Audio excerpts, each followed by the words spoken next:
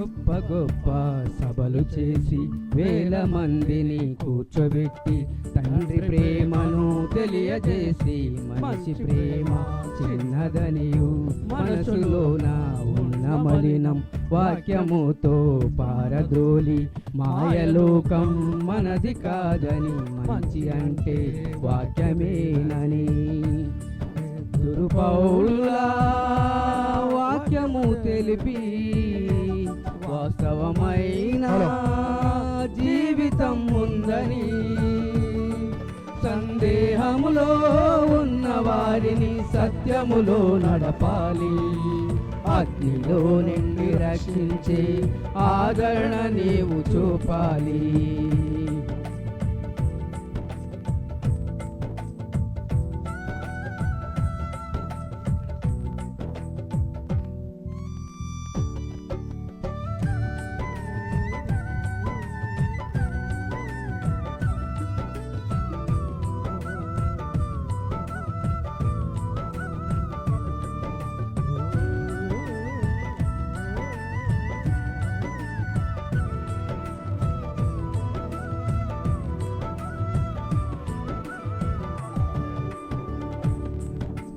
సువార్త పనులే జరగాలి పట్టణాలలో ప్రభు సభలే చెయ్యాలి పల్లె పల్లెన సువార్త పనులే జరగాలి పట్టణాలలో ప్రభు సభలే చెయ్యాలి ప్రజలందరూ ప్రభుని నమ్మాలి పరలోకమే ఉన్నదని తెలియాలి మరణించిన మనిషికి బ్రతుకు ఉందని మహనీయులకు తెలియాలి క్రీస్తు ద్వారానే స్వర్గముందని ప్రతి మనిషి తెలుసుకోవాలి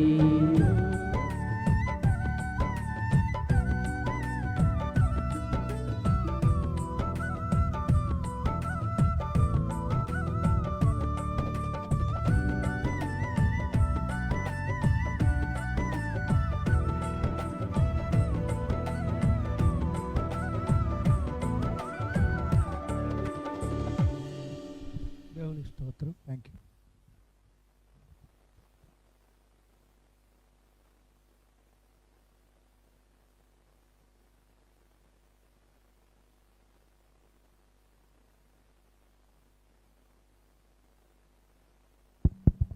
మంచిదండి. మంచి పాట పాడి దేవుని స్తుతించిన సహోదరులకు క్రీస్తుపేట వందనం తెలియజేస్తున్నాం. మనం అందరం ఒకసారి చప్పట్లతో అభినందనం తెలియచేద్దాం. మరి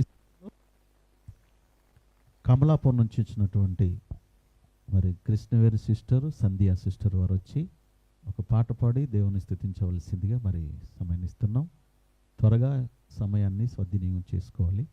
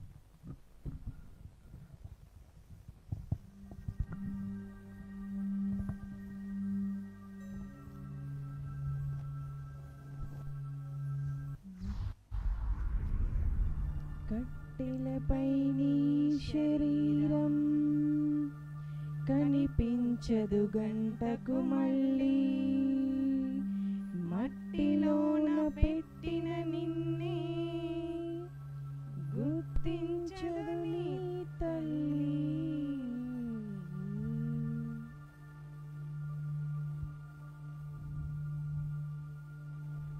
కట్టెలపై నీ శరీరం కనిపించదు గంటకు మళ్ళీ మట్టిలోన పెట్టిన నిన్నే గుర్తించదు నీ తల్లి ఎన్ని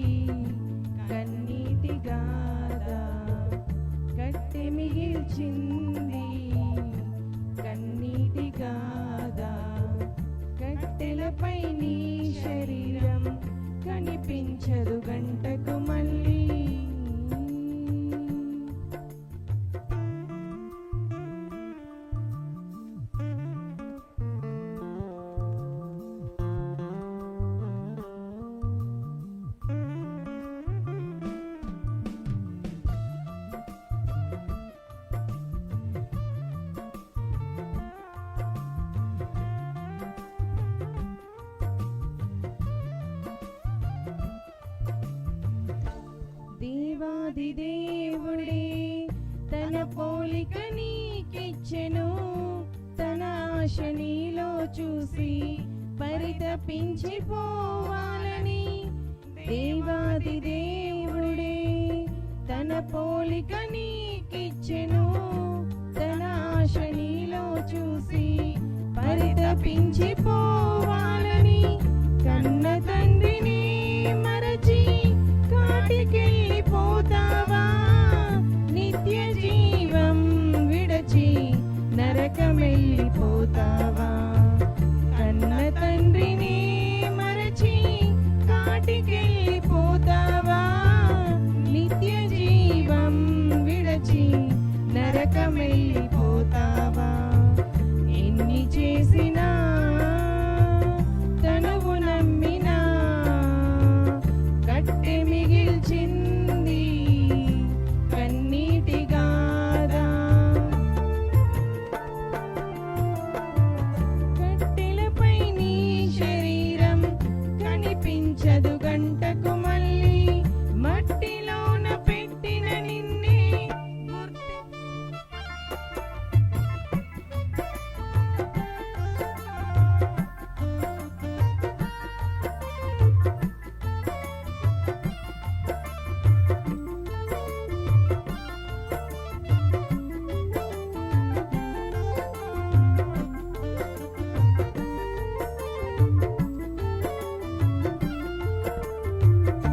ఆత్మ నీలో ఉంటేనే అందరూ నిన్ను ప్రేమిస్తారు.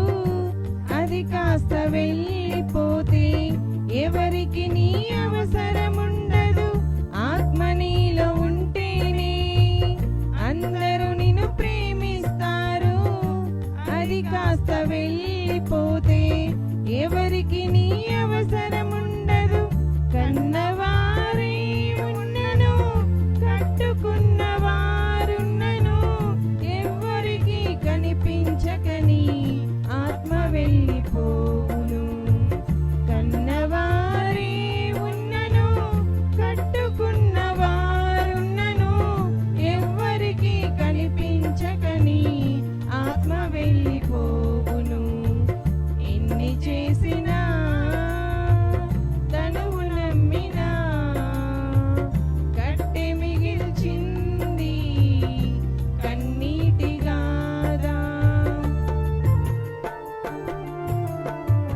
కట్టెలపై నీ శరీరం కనిపించదు గంటకు మళ్ళీ, మట్టిలోన పెట్టిన నిన్నే గుర్తించదు నీ తల్లి.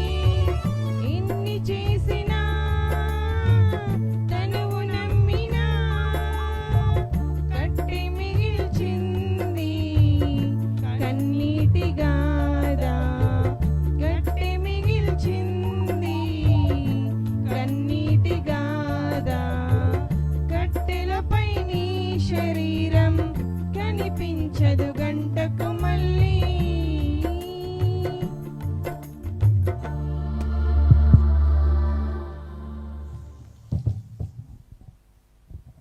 చూడండి, పాట పాడి దేవుని స్తుతించిన మరి సిస్టర్స్కు క్రీస్తుపేట వందనం తెలియజేస్తున్నాను. ఒకసారి చప్పట్లతో అభినందన తెలియచేద్దాం. మరి ఈ సమయంలో మరొక పాట, మరి గోదూరు నుంచి వచ్చినటువంటి కీర్తన వచ్చి ఒక కీర్తన పాడుతుంది. త్వరగా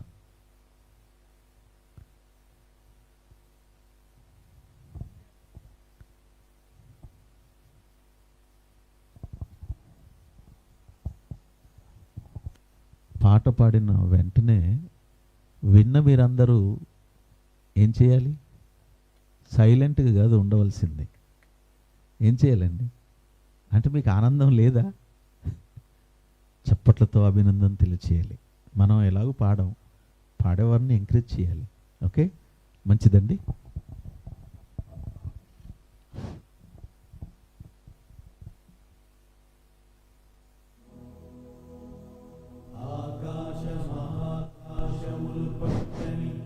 దేవుని విశ్రాంతి స్థలం, మహోన్నతునికి సర్వజనానికి ఆహ్వానం స్వర్గం.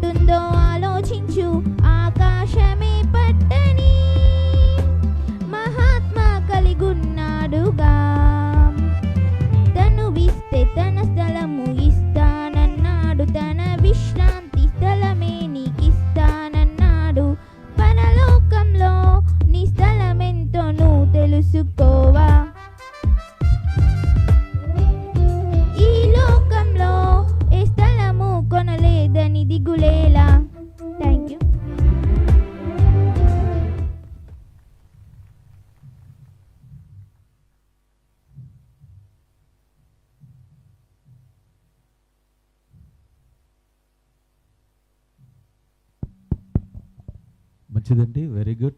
మరొకసారి చప్పట్లతో అభినందన తెలియజేద్దాం. చక్కటి పాట పాడి దేవుని స్తుతించిన కీర్తనకు. గాడ్ బ్లెస్ యూ అమ్మ. మంచిదండి. మనమందరం మరి Bible open university India international మరి ఈ దినానికి 2 రోజుల సభలకు ముఖ్య వాక్యోపదేశకులుగా మన మధ్యకు విచ్చేసిన Bible open university India international CBT Miyapur principal King సీనన్న గారిని వేదిక మీదకి సాధనంగా ఆహ్వానిస్తున్నాం. అందరం చప్పటితో అభినందన తెలియచేద్దాం. ఓకేనండి. అలాగే మరి మనం అతిథులను ఆహ్వానించుకుందాం.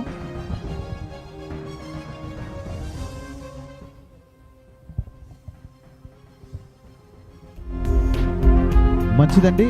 మరి ఈ సమయంలో స్థానిక సంఘ కాపరైనటువంటి దైవజనులు పౌలు గారయ్య గారిని వేదిక మీదకి సాధనంగా ఆహ్వానిస్తున్నాం. దయచేసి వేదికను అలంకరించవలసిందిగా మిమ్మల్ని ఆహ్వానిస్తున్నాం. చప్పట్లతో అభినందన తెలియచేద్దాం. స్థానిక కాపరైనటువంటి పౌలు గారిని వేదిక మీదకి ఆహ్వానిస్తున్నాం. అలాగే మరి ప్రశాంత్ గారు, పాస్టర్ ప్రశాంత్ గారు చందుర్తి మండలం మరి క్రిస్టియన్ అసోసియేషన్ అధ్యక్షులు, మరి వారిని కూడా వేదిక మీదకి సాధనంగా ఆహ్వానిస్తున్నాం. దయచేసి చప్పట్లతో అభినందన తెలియచేద్దాం.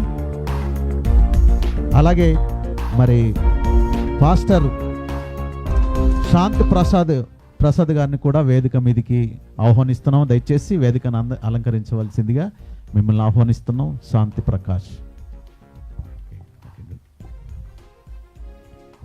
అలాగే మరి మన మధ్యకు వచ్చిన ఇంకా సేవకులు ఉన్నారండి, దైవజనులు. మరి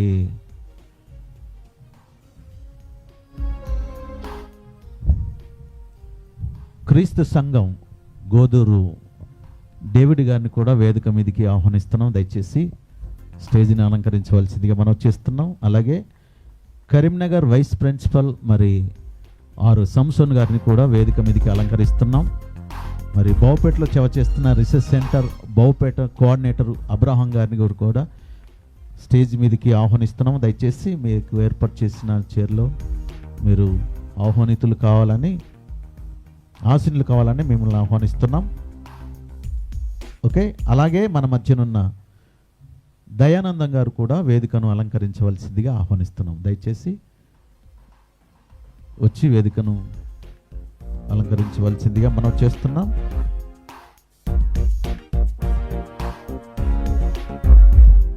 అలాగే మరిమాటలో సేవ చేస్తున్న పాస్టర్ డేవిడ్ గారిని కూడా వేదిక మీదకి ఆహ్వానిస్తున్నాం. దయచేసి మరి వేదికను అలంకరించవలసిందిగా మనం చేస్తున్నాం. అలాగే మరి సిబిటి మియాపూర్ వైస్ ప్రిన్సిపల్ మన మధ్యనున్న మరి సుమన్ గారిని వేదిక మీదకి ఆహ్వానిస్తున్నాం. దయచేసి వేదికను అలంకరించవలసిందిగా మనం చేస్తున్నాం. సుమన్ గారు.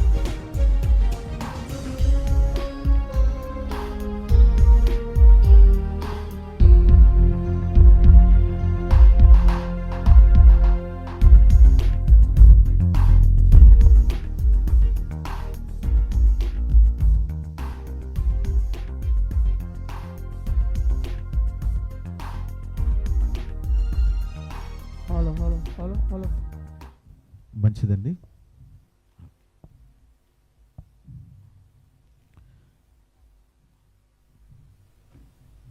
మంచిదండి. కార్యక్రమాన్ని ప్రారంభించుకుందాం. మరి కార్యక్రమం ప్రార్థన చేయవలసిందిగా మన మధ్యనున్న మరి CBT Karimnagar vice principal Samson గారు ప్రార్థించవలసిందిగా మనం చేస్తున్నాం. అందరం తరలి వంచినట్టయితే ప్రార్థన చేసుకుందాం. పరలోకమందున్నటువంటి మా కన్న తండ్రి, మీకు వందనాలు చెల్లిస్తున్నాం తండ్రి. ఈ సమయాన్ని దినాన్ని బట్టి మీకు వందనాలు చెల్లిస్తున్నాం. ఈ గ్రామాన్ని ప్రేమించి తండ్రి, వాక్యాన్ని ప్రకటిస్తున్నటువంటి తండ్రి కుమారుని బట్టి కూడా మీకు వందనాలు చెల్లిస్తున్నాం తండ్రి. అదేవిధంగా రూబెన్ వారి కుటుంబాన్ని బట్టి కూడా మీకు కృతజ్ఞతాస్తుతులు చెల్లిస్తున్నాం. జరగబోతున్నటువంటి ప్రతి కార్యక్రమాన్ని మీ చేతులకు అప్పగించుకున్న తండ్రి, మీ దాసులను మీరు ఎత్తిపట్టుకొని తండ్రి, నీ బిడ్డలకు కావలసినటువంటి ప్రతి వర్తమానాన్ని మీరు దయచేసి మేము ప్రార్థన చేస్తున్నాం. ప్రతి మాటను మా హృదయంలో దాచుకుని తండ్రి, దాని ప్రకారంగా జీవించుటకు మీ కృపను మీ సన్నిధిని మాకు దయచేయమని ప్రార్థన చేస్తూ మా ప్రభువైన క్రీస్తు పరిశుద్ధ నామములో ప్రార్థిస్తూ వేడుకొనుచున్నాము కన్న తండ్రి. ఆమేన్. మంచిదండి. ప్రార్థించిన సంసర్ గారికి క్రీస్తుపేట వందనాలు తెలియజేస్తున్నాను. మరొక దైవ సేవకులు మన మధ్యన ఉన్నారు. యాకోబు గారిని కూడా వేదిక మీదకి అలంకరిస్తున్నాం. దయచేసి ఆహ్వానిస్తున్నాం. యాకోబు గారు ఎక్కడున్న వేదికను అలంకరించవలసిందిగా మనం చేస్తున్నాం. అలాగే మరి ఈ దినానికి బైబిల్ పట్టణంగా మనం వాక్యం చదువుకుందాం. యోహాను సువార్త 5వ అధ్యాయం 39వ వచనం. యోహాను సువార్త 5వ అధ్యాయం 39వ వచనం మరి వాక్య పఠనం చేయవలసిందిగా శాంతి ప్రసాద్ గారు వాక్య పఠనం చేస్తారు. పాస్టర్ శాంతి ప్రకాష్ గారు, ప్రసాద్ గారు. యోహాను సువార్త 5వ అధ్యాయం 39వ వచనం.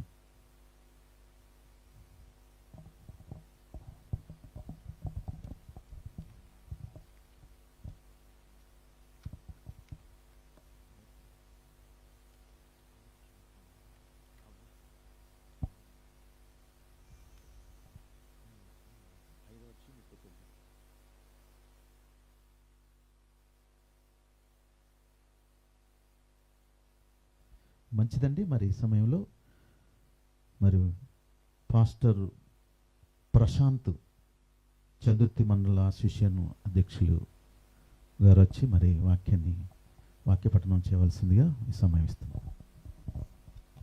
యోహాను సువార్త 5వ అధ్యాయము 39వ వచనం. లేఖనములయందు మీకు నిత్య జీవము కలదని తలంచుచు వాటిని పరిశోధించుచున్నారు. అవే నన్ను గూర్చి సాక్ష్యమిచ్చుచున్నవి. మంచిదండి. వాక్య పఠనం చేసిన పాస్టర్ గారికి క్రీస్తుపేట వందనాలు తెలియజేస్తున్నాం. ఇక మనం ఆలస్యం చేయకుండా మరి ఇప్పటికే సమయం చాలా అయిపోయింది.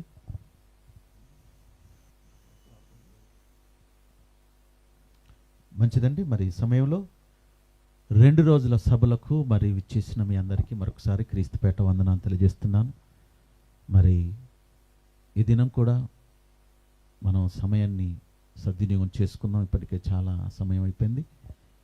మరి ప్రసంగ ప్రార్థన చేయవలసిందిగా మరి మన మధ్యన ఉన్నటువంటి అబ్రహాం గారు ప్రార్థన చేస్తారు.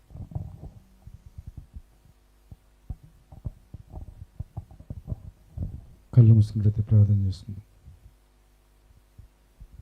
మమ్మలను తిమికిలిగా ప్రేమిస్తున్నాము ప్రియ పరలోకపు తండ్రి, మీ పాదములకు వందనములు స్తోత్రములు చెల్లిస్తున్నాం తండ్రి. నాయన నీ యొక్క పరిశుద్ధమైనటువంటి నామానికి కృతజ్ఞతాస్తుతులు చెల్లిస్తున్నాం తండ్రి.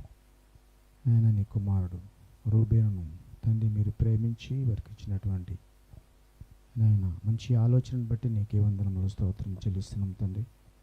తన సొంత గ్రామములో ప్రభు నిన్ను గూర్చి మరి ప్రభు ప్రకటించడానికి నిన్ను గూర్చినటువంటి మహాజ్ఞానాన్ని తండ్రి నాయన ఈ గ్రామములో తండ్రి చెప్పడానికి తండ్రి మీరు అవకాశం ఇచ్చిన విధానాన్ని బట్టి మీకే వందనములు స్తోత్రములు చెల్లిస్తున్నాం తండ్రి.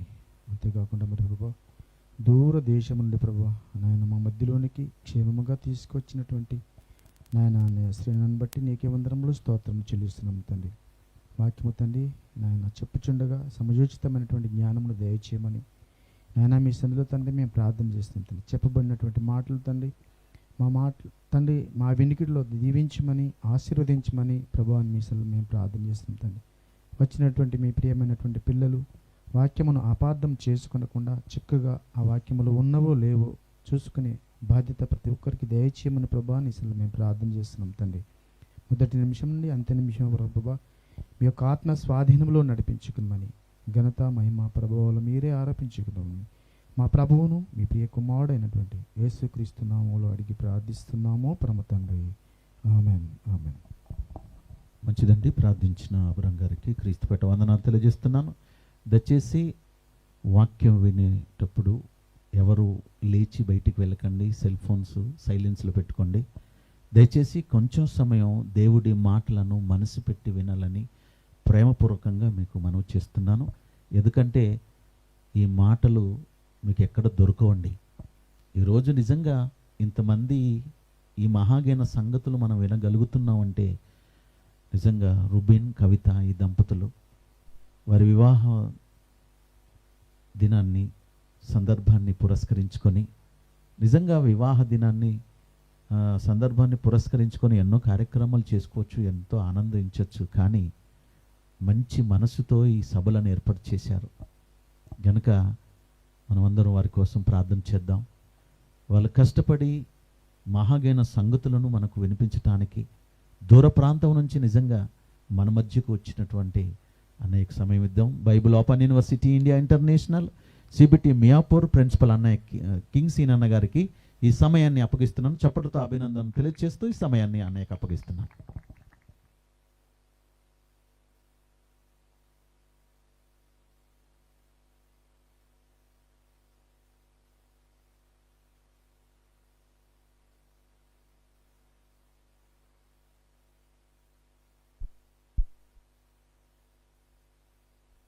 ఓకేనా? హలో, సౌండ్ ప్రార్థన చేసుకున్నామండి. ప్రేమ కలిగిన పరలోకమందున్న మా కన్న తండ్రి, వ్యాపారమైన ప్రేమ చేత మీ పిల్లలుగా మమ్మల్ని అందరినీ కాచి కాపాడుతూ ఈ దినాన్న ఈ గ్రామంలో మీ వాక్యం ప్రకటించడానికి అవకాశం ఇచ్చినందుకు స్తోత్రాలు తండ్రి. మరి గ్రామంలో నివాసం ఉంటున్న మీ కుమారుడు రూబెన్, అలాగే చెల్లి కవిత, ఇరువురిని మీరు జతపరిచి కుటుంబంగా దీవించి వారి వివాహ జీవితంలో మరొక సంవత్సరాన్ని అనుగ్రహించినందుకు మీకు కృతజ్ఞతాస్తుతులు చెల్లించడానికి 2 రోజుల సభలు ఏర్పాటు చేశారు. ఆ కుటుంబాన్ని బట్టి, ఆ కుటుంబానికి ఇచ్చే మంచి మనసును బట్టి మీకు స్తోత్రాలు చెల్లిస్తున్నాను. వారికి మీరు అనుగ్రహించిన గర్భఫలాలు బిడ్డలిద్దరిని జ్ఞాపకం చేసుకుని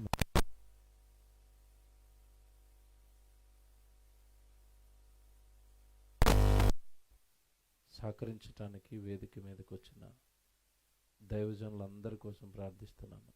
వారిని, వారి పరిచరులను, వారి కుటుంబాలను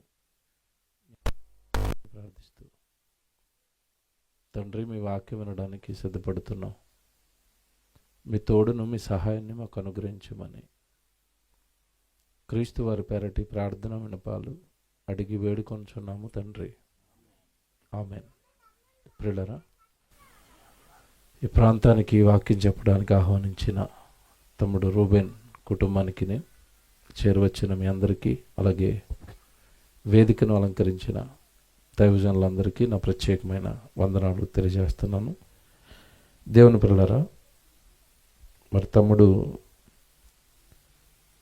2 అంశాలు నా గ్రామానికి చెప్పించాలి అని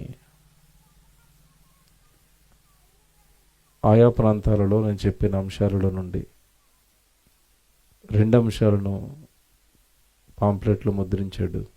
అందులో ఆలస్యమైంది కనుక 2వ అంశాన్ని చెప్తాను.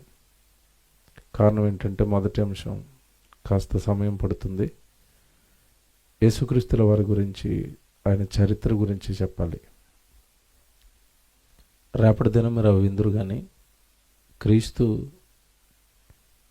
చరిత్రలో లేదు అంటున్నవారు, యేసుక్రీస్తుల వారు కేవలం కల్పితం అని ఈ మధ్యకాలంలో మాట్లాడుతున్న వారందరికీ ధీటైన జవాబు రేపటి దినం మీరు విందురు. కానీ ఈరోజు 2వ అంశాన్ని విందాం.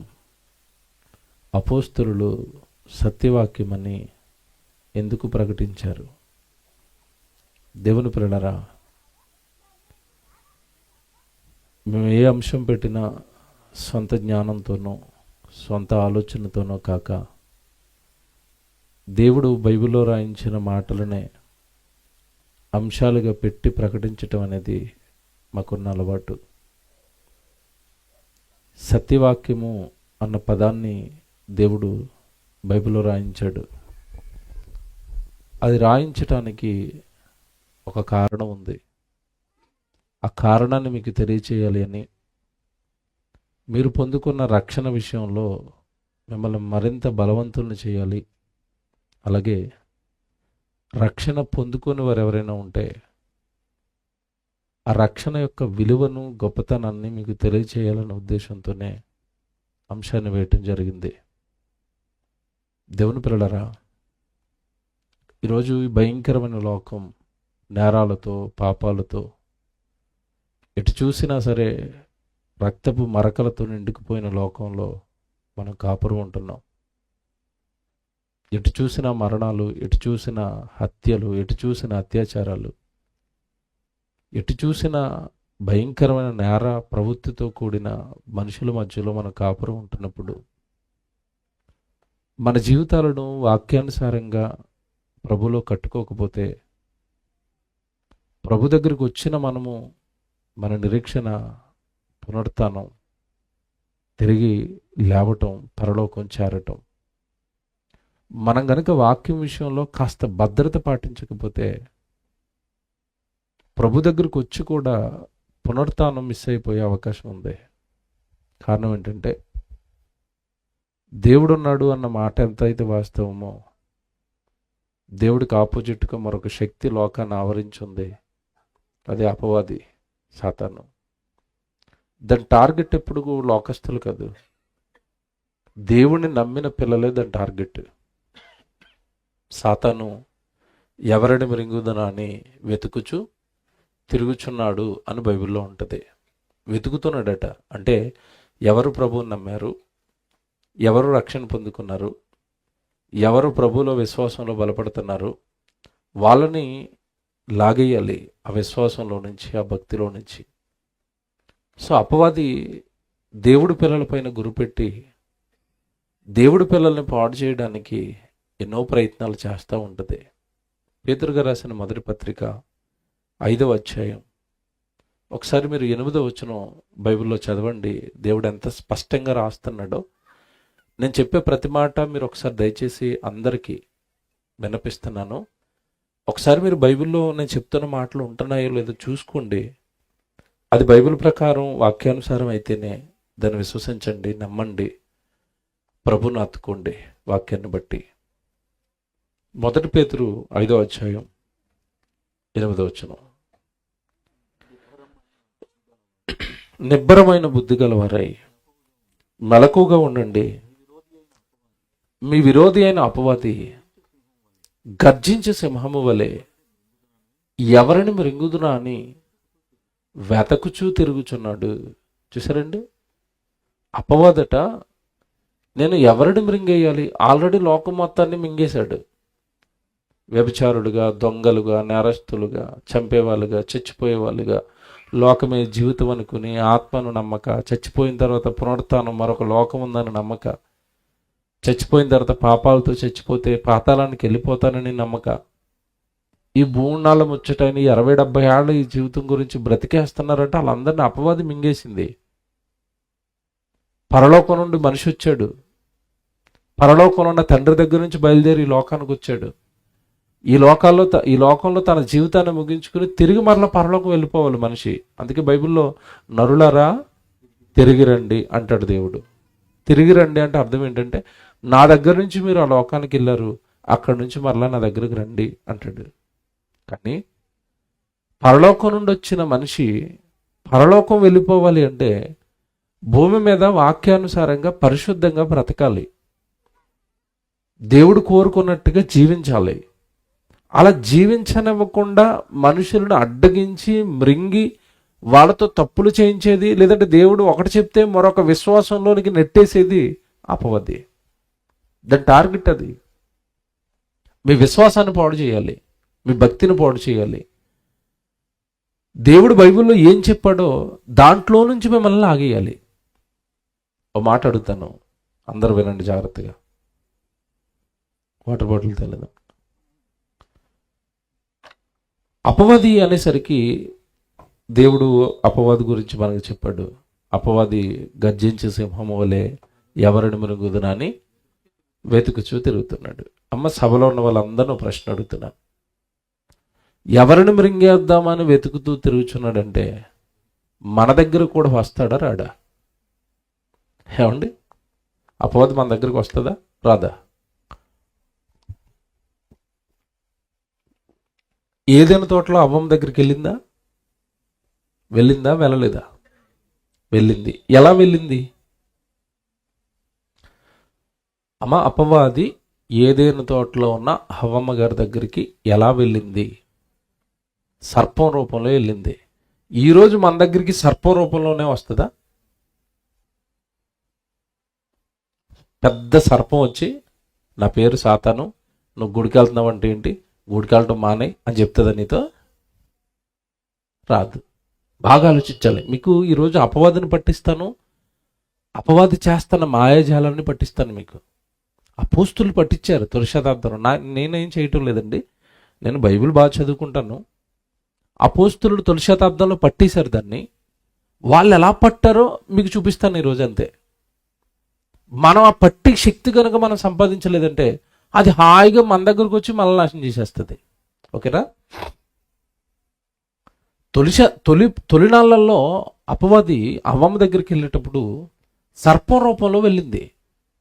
తర్వాత ఎప్పుడైనా సర్పరూపైనా వెళ్ళిందా ఎవరి దగ్గరికైనా? వెళ్ళలేదు. రూపాలు మార్చుకుంటూ వస్తుంది సాతాను. చాలా జాగ్రత్తగా పట్టుకోవాలి దాన్ని. బైబిల్లో మీకు తెలిసిన సంఘటనలు కొన్ని జ్ఞాపకం చేస్తాను. అవ్వమ్మ దగ్గరికి సర్పం రూపంలో వెళ్ళింది. ఒకసారి యేసుప్రభు దగ్గరికి కూడా వచ్చింది. ఎలా వచ్చింది? ఆయన అంటే ఆత్మలను చూడగలడు కనుక అరణ్యంలోనికి తీసుకెళ్ళడానికి వచ్చినప్పుడు ఆత్మగానే వచ్చింది. కనబడిపోతుంది అపవాది వచ్చింది అని. గద్దించాడు. ఆయన పాడు చేయాలి, ఆయన చేస్తున్న ఉపవాసాన్ని నాశనం చేయాలనుకుంది. సాతాన పో అన్నాడు, పోయింది. తర్వాత కొద్ది కాలానికి ఏంటి యేసుప్రభు దగ్గరికి డైరెక్ట్గా వెళ్ళిన యేసుప్రభు పట్టం లేదని మరొక అతను సెలెక్ట్ చేసుకుంది. ఎవరిని చెప్పండి? పేతుర్ని సెలెక్ట్ చేసుకుంది. పేతుర్లోకి వెళ్ళి అంటుంది, ప్రభువా ఇది నీకు దూరం అగును గాక. ప్రభు ఎక్కడికి వెళ్తున్నాడు? శిలువ యాగానికి వెళ్తున్నాడు, మరణానికి వెళ్తున్నాడు. అంటే ప్రపంచ మానవాళికి రక్షణ తేడానికి వెళ్తుంటే ఇది పేతురు గారిలో దూరిపోయి యేసుప్రభు చేయి పట్టుకుని ఏమంటుంది? ప్రభువా ఇది నీకు దూరమగునగాక. అంటే మీకు అర్థమైందో లేదో, నువ్వేంటి ప్రభా, నువ్వు చచ్చిపోవటం ఏంటి ప్రభా, నీకు ముళ్ళ కిరీటమా, నీకు బల్లిపు పూట, నిన్ను సిలువకేసేస్తారా? అయ్యో నువ్వంటే మాకు చాలా ఇష్టం కదా, నిన్నెలా పంపిస్తాం అక్కడికి, నువ్వు వెళ్ళకూడదు అంటుంది. ఆ ప్లేస్లో మనం ఉన్నాం అనుకోండి, మనం ఎలా ఆలోచిస్తాం చెప్పండి?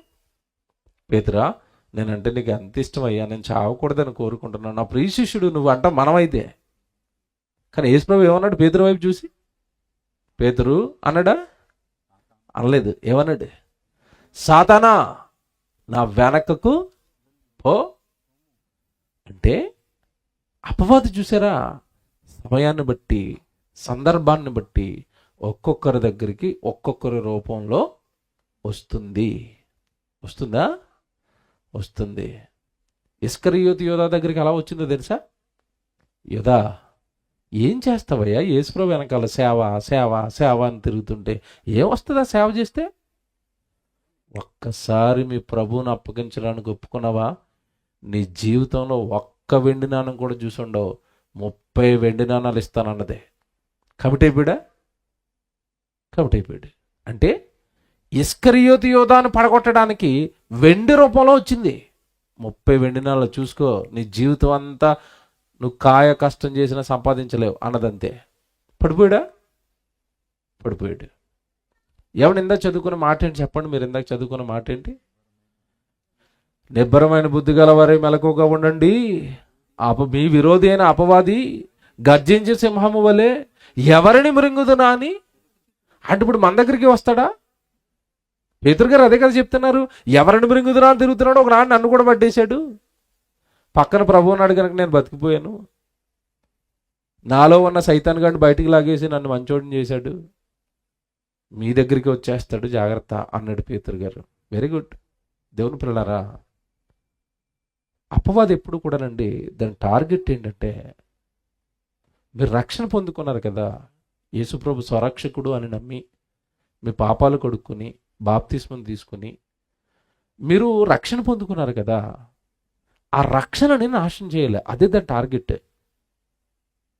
అది ఎలాంటి మాయ చేస్తుందంటే, ప్రభువులో ఉన్నట్టుగానే ఉంటాం, గుడికి వెళ్ళి వస్తున్నట్టుగానే ఉంటాం, కానీ మనకి తెలియకుండానే మన రక్షణ పోగొట్టుకుంటాం.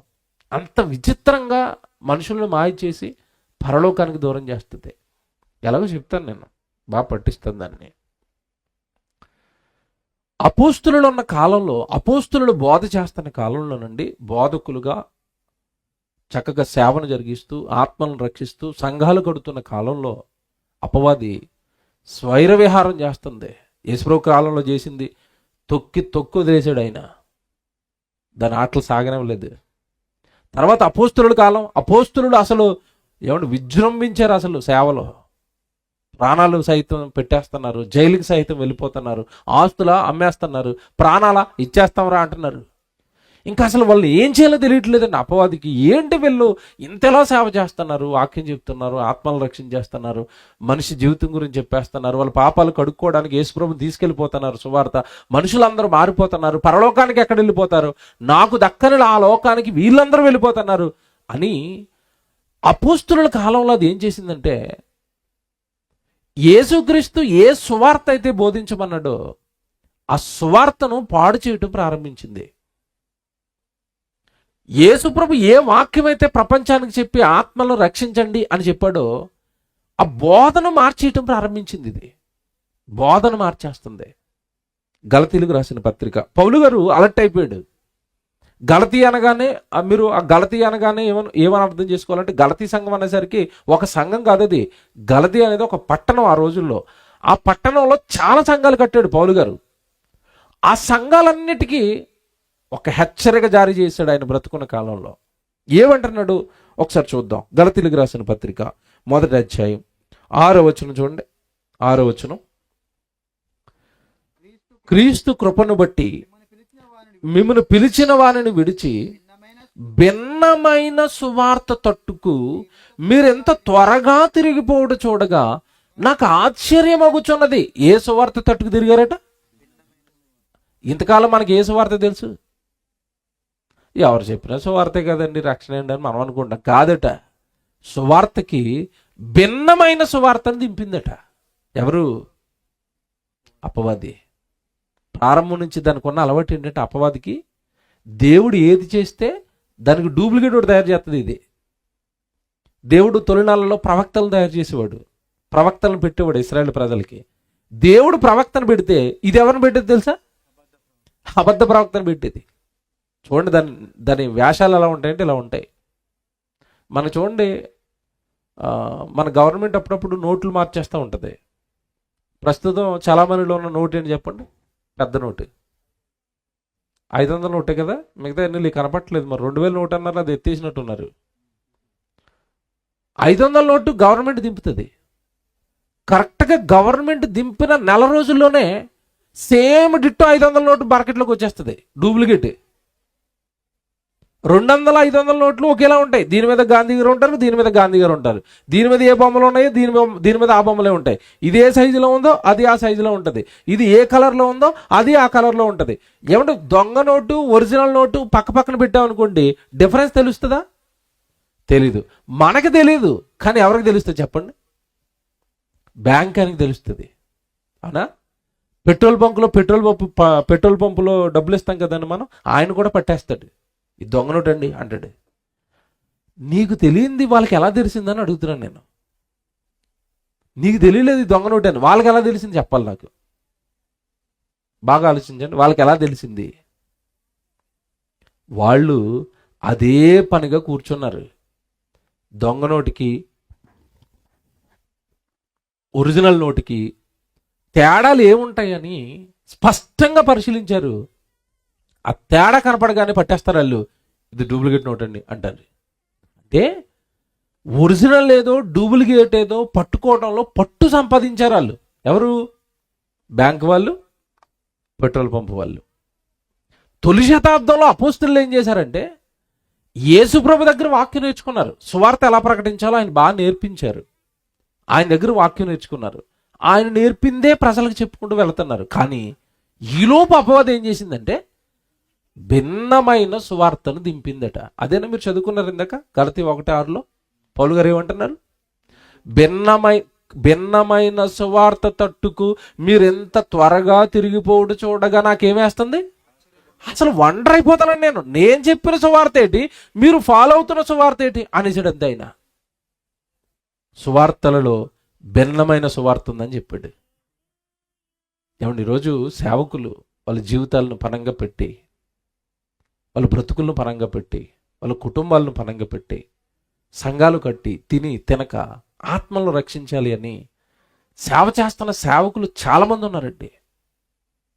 కానీ వాళ్ళల్లో అపవాది ఏం చేసిందంటే, దేవుడు సేవకులను పెట్టాడా, దేవుడు బోధకులను పెట్టాడా, అయితే మరి నేనెందుకు ఆలోచన చేయాలని అది కూడా దింపింది. ఎవరిని?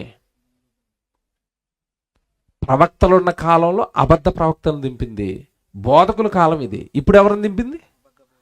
అబద్ధ బోధకులను దింపింది. వాళ్ళతో ఏ సువార్త చేయిస్తుందంటే భిన్నమైన సువార్త చేయిస్తుంది. టైటిల్ ఏంటి చెప్పండి ఇప్పుడు?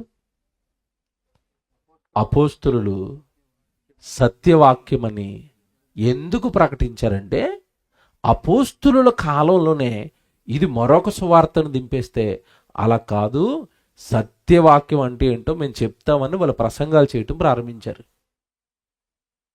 వాళ్ళ కాలంలో దిగిపోయిన ఈ భిన్నమైన సువార్త, వాళ్ళ కాలంలో దిగిపోయిన ఈ అబద్ధపు బోధను ప్రజలకు పట్టివ్వటం ప్రారంభించారు. పట్టించారు. ఆ రోజు ఎలా పట్టించారు తెలుసండి? ఎలా పట్టిస్తున్నారు తెలుసా?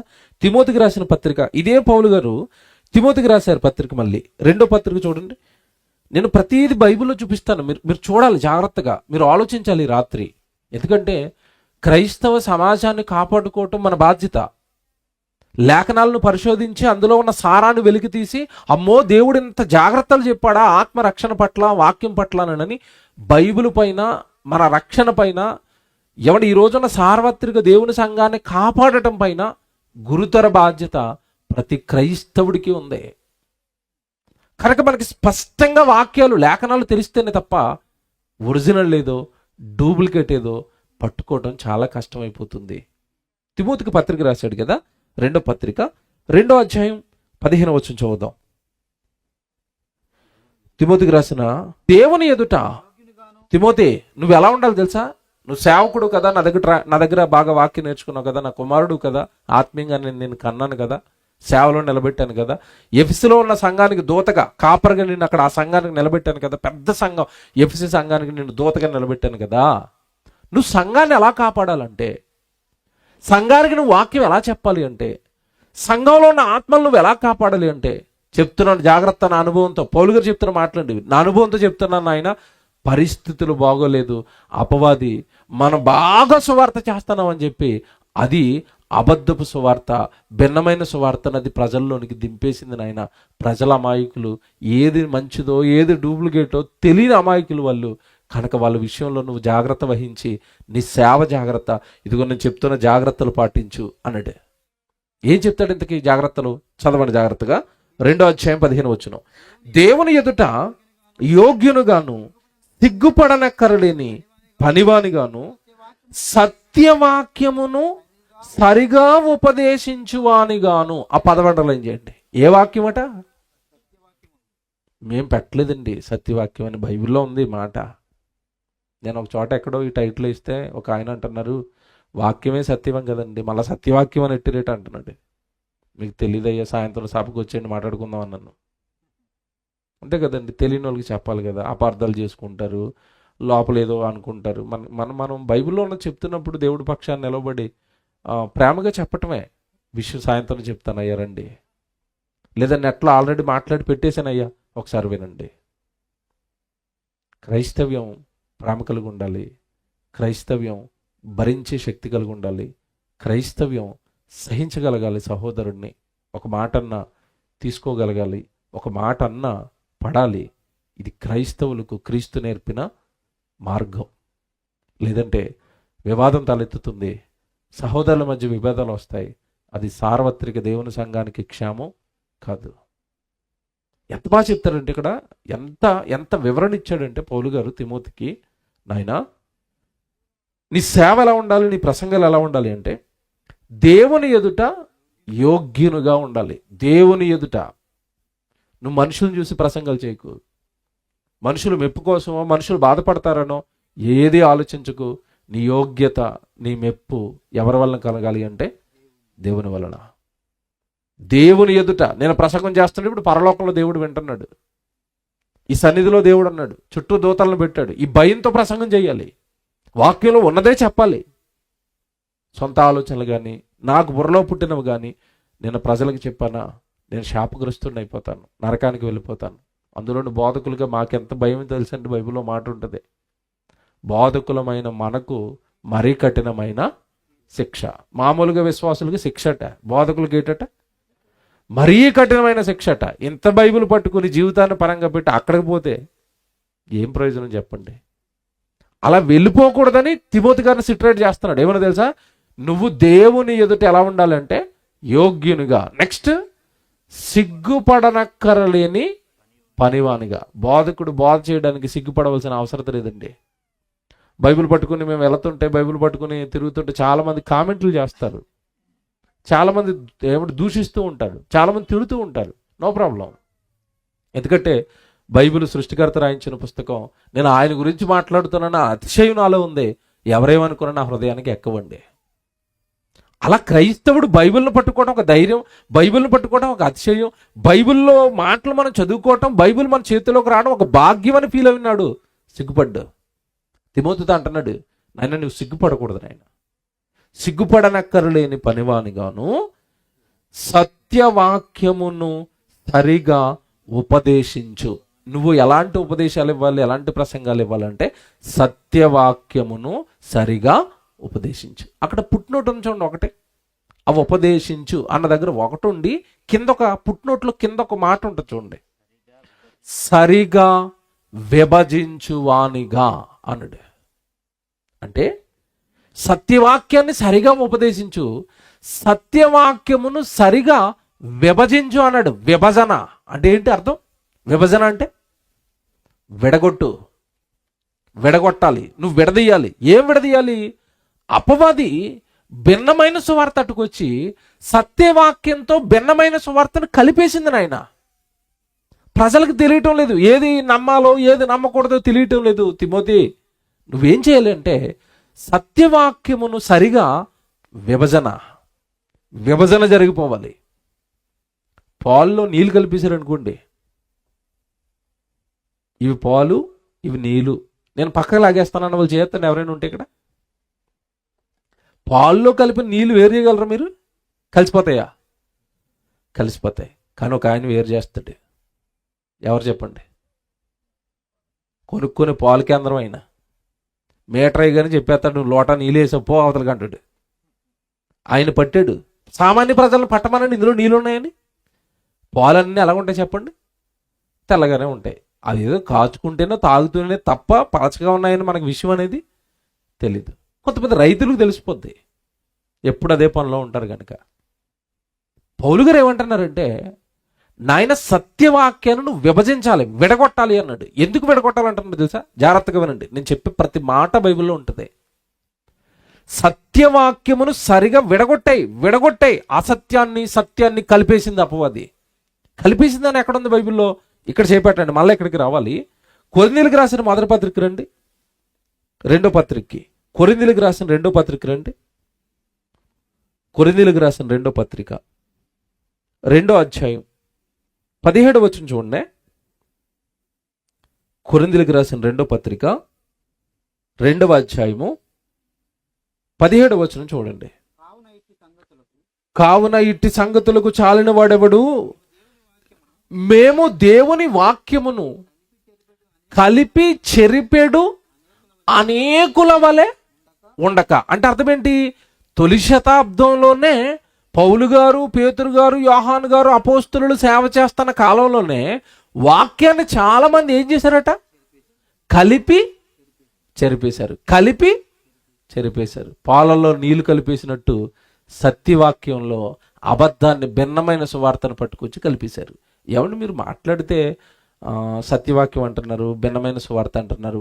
ఏంటా రెండు? ఏది సత్యం, ఏది భిన్నమైన సువార్త? ఏది సత్యవాక్యం, ఏది అబద్ధపు వాక్యం? ఎలా కనిపెట్టాలి మేమంటే? నిజంగా చెప్తున్నాను, ఈ రాత్రి మీకు కనిపెట్టే మీటర్ ఇచ్చి ఇంటికి పంపిస్తాను. మీరు జస్ట్ ఆ మీటర్ వేసారండి చాలు. అమ్మ ఇది అబద్ధవాక్యం అండి, సత్యవాక్యం అండి, మీకు అర్థమైపోద్ది. వాక్యమే మీటర్ మనకి. బైబిలే ప్రమాణం. బైబిల్లో దేవుడు రాయించిన మాటలే ప్రమాణం. దేవుని పిల్లలారా, ఇదిగో మేమున్న కాలంలో అనేకులు వాక్యమును కలిపి ఏం చేశారట? చెరిపేశారు, కలగలిపేశారు. ఏమంటే అన్నం తినేటప్పుడు మనకి శుభ్రంగా అన్నం ప్లేట్లో పెట్టుకుని కూర వేసుకొని కలుపుకుంటే బాగుంటుంది, అంతేనా? కూర అయిపోయిన తర్వాత ఏం వేసుకుంటాం? చారు వేసుకుంటారు కొంతమంది. ఆ చారు అయిపోయిన తర్వాత చివరిలో కొంతమంది పెరుగు వేసుకుంటారు. ఇలా తింటే బాగుంటుంది. కంచంలో అన్నం పెట్టి కూర దాంట్లో వేసేసి, సాంబార్ దాంట్లో వేసేసి, పెరుగు దాంట్లో వేసేసి ప్లేట్ ఎలా తోసారు తినమని. తింటారా? తినడానికి ఉపయోగపడుతుందమ్మా అది? తినగలం అది? ఎందుకు తినలేమంటే అది ఏమైపోయింది? కలిపి చెరిపేశారు. అన్ని మంచివే, కలిపేశారు. తినలేమండి అలాగుంటే. అలాగే వాక్యం కూడా అపవాది తొలి శతాబ్దంలో అపోస్తలుల సేవ చేస్తున్న కాలంలో కలిపేసిందట. ఒక భిన్నమైన సువార్తను ప్రజల మధ్యలోకి దింపి అపోస్తలులు చెప్పిన సత్యవాక్యంతో అది కలిపేసిందట, మిక్స్ అయిపోయిందట. పౌలు గారు బాధపడుతూ తిమోతితో చెప్తున్నాడు, నాయనా నేను ప్రసంగాలు చేస్తున్న ప్రతి చోట దాన్ని పట్టిస్తున్నాను, అపవాదిని, దాని బోధను, నీ సేవ జాగ్రత్త అని. ఇప్పుడు అక్కడికి రండి. ఎక్కడికి? ఇంతకీ ఏంటండి అది పాడు చేసిన సువార్త? ఏంటది చెప్తున్న భిన్నమైన సువార్త? పౌలు గారు తిమోతితో చెప్పాడు. అక్కడికి వచ్చేయండి. తిమోతికి రాసిన 2వ పత్రిక, అక్కడికి వచ్చేయండి. మీరు చాలా జాగ్రత్తగా వినాలి ఇప్పటి నుంచి నేను చెప్పేది. తిమోతికి రాసిన 2వ పత్రిక 2వ అధ్యాయం 15వ వచనం చూడండి. మళ్ళీ చదువుతానది. తిమోతికి రాసిన 2వ పత్రిక 2వ అధ్యాయం 15వ వచనం.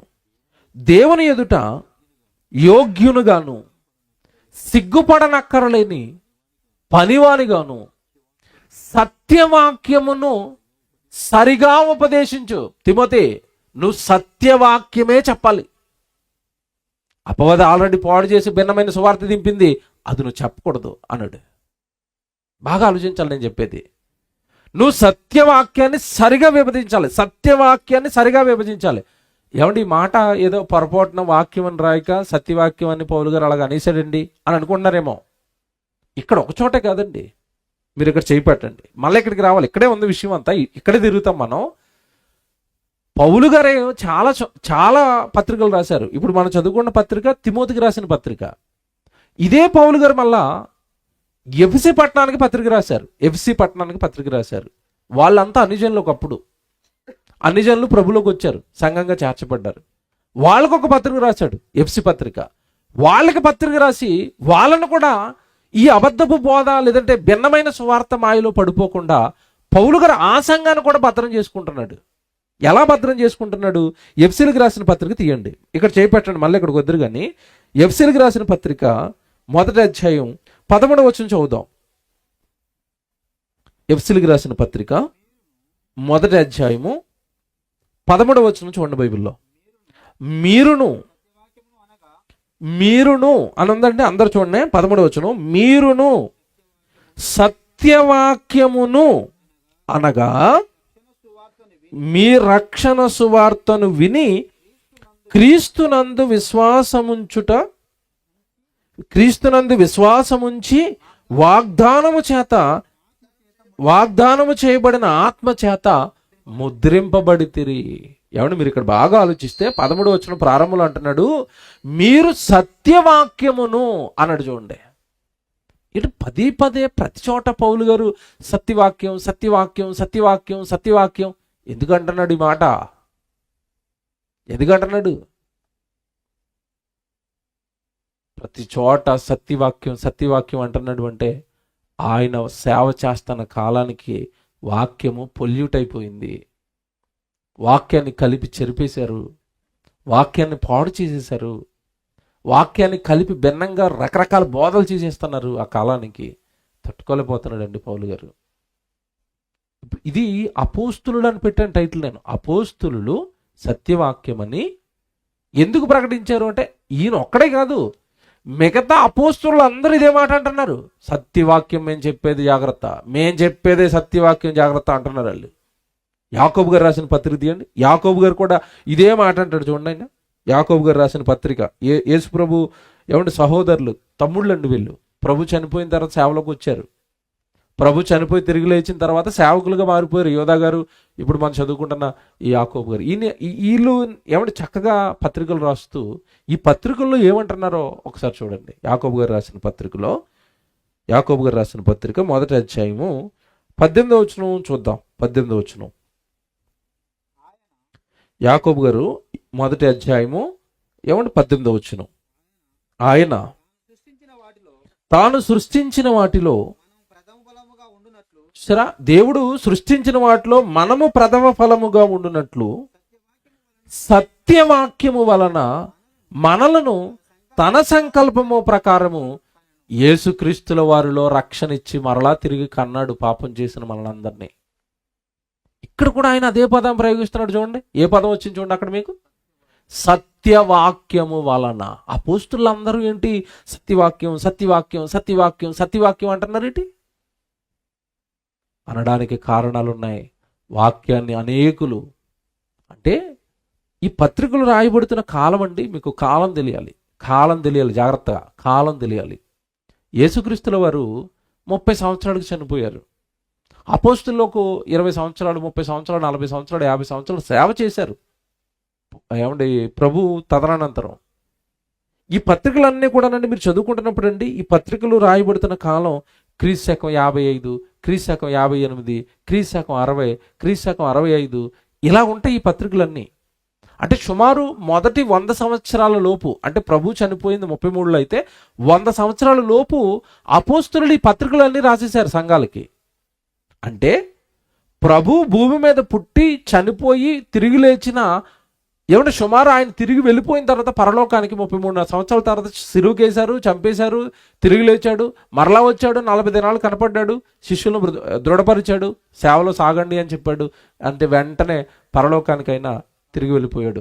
ఆ తర్వాత నుంచి జరుగుతున్న సేవలోకండి ఈ భిన్నమైన సువార్తను అపవాది దింపితే ఆ తొలి శతాబ్దంలోనే వీళ్ళ ఎంతమంది పుట్టారని చెప్పాడు. ఇందాక కొరింథీ పత్రిక చదువుకున్నాం కదా మనం.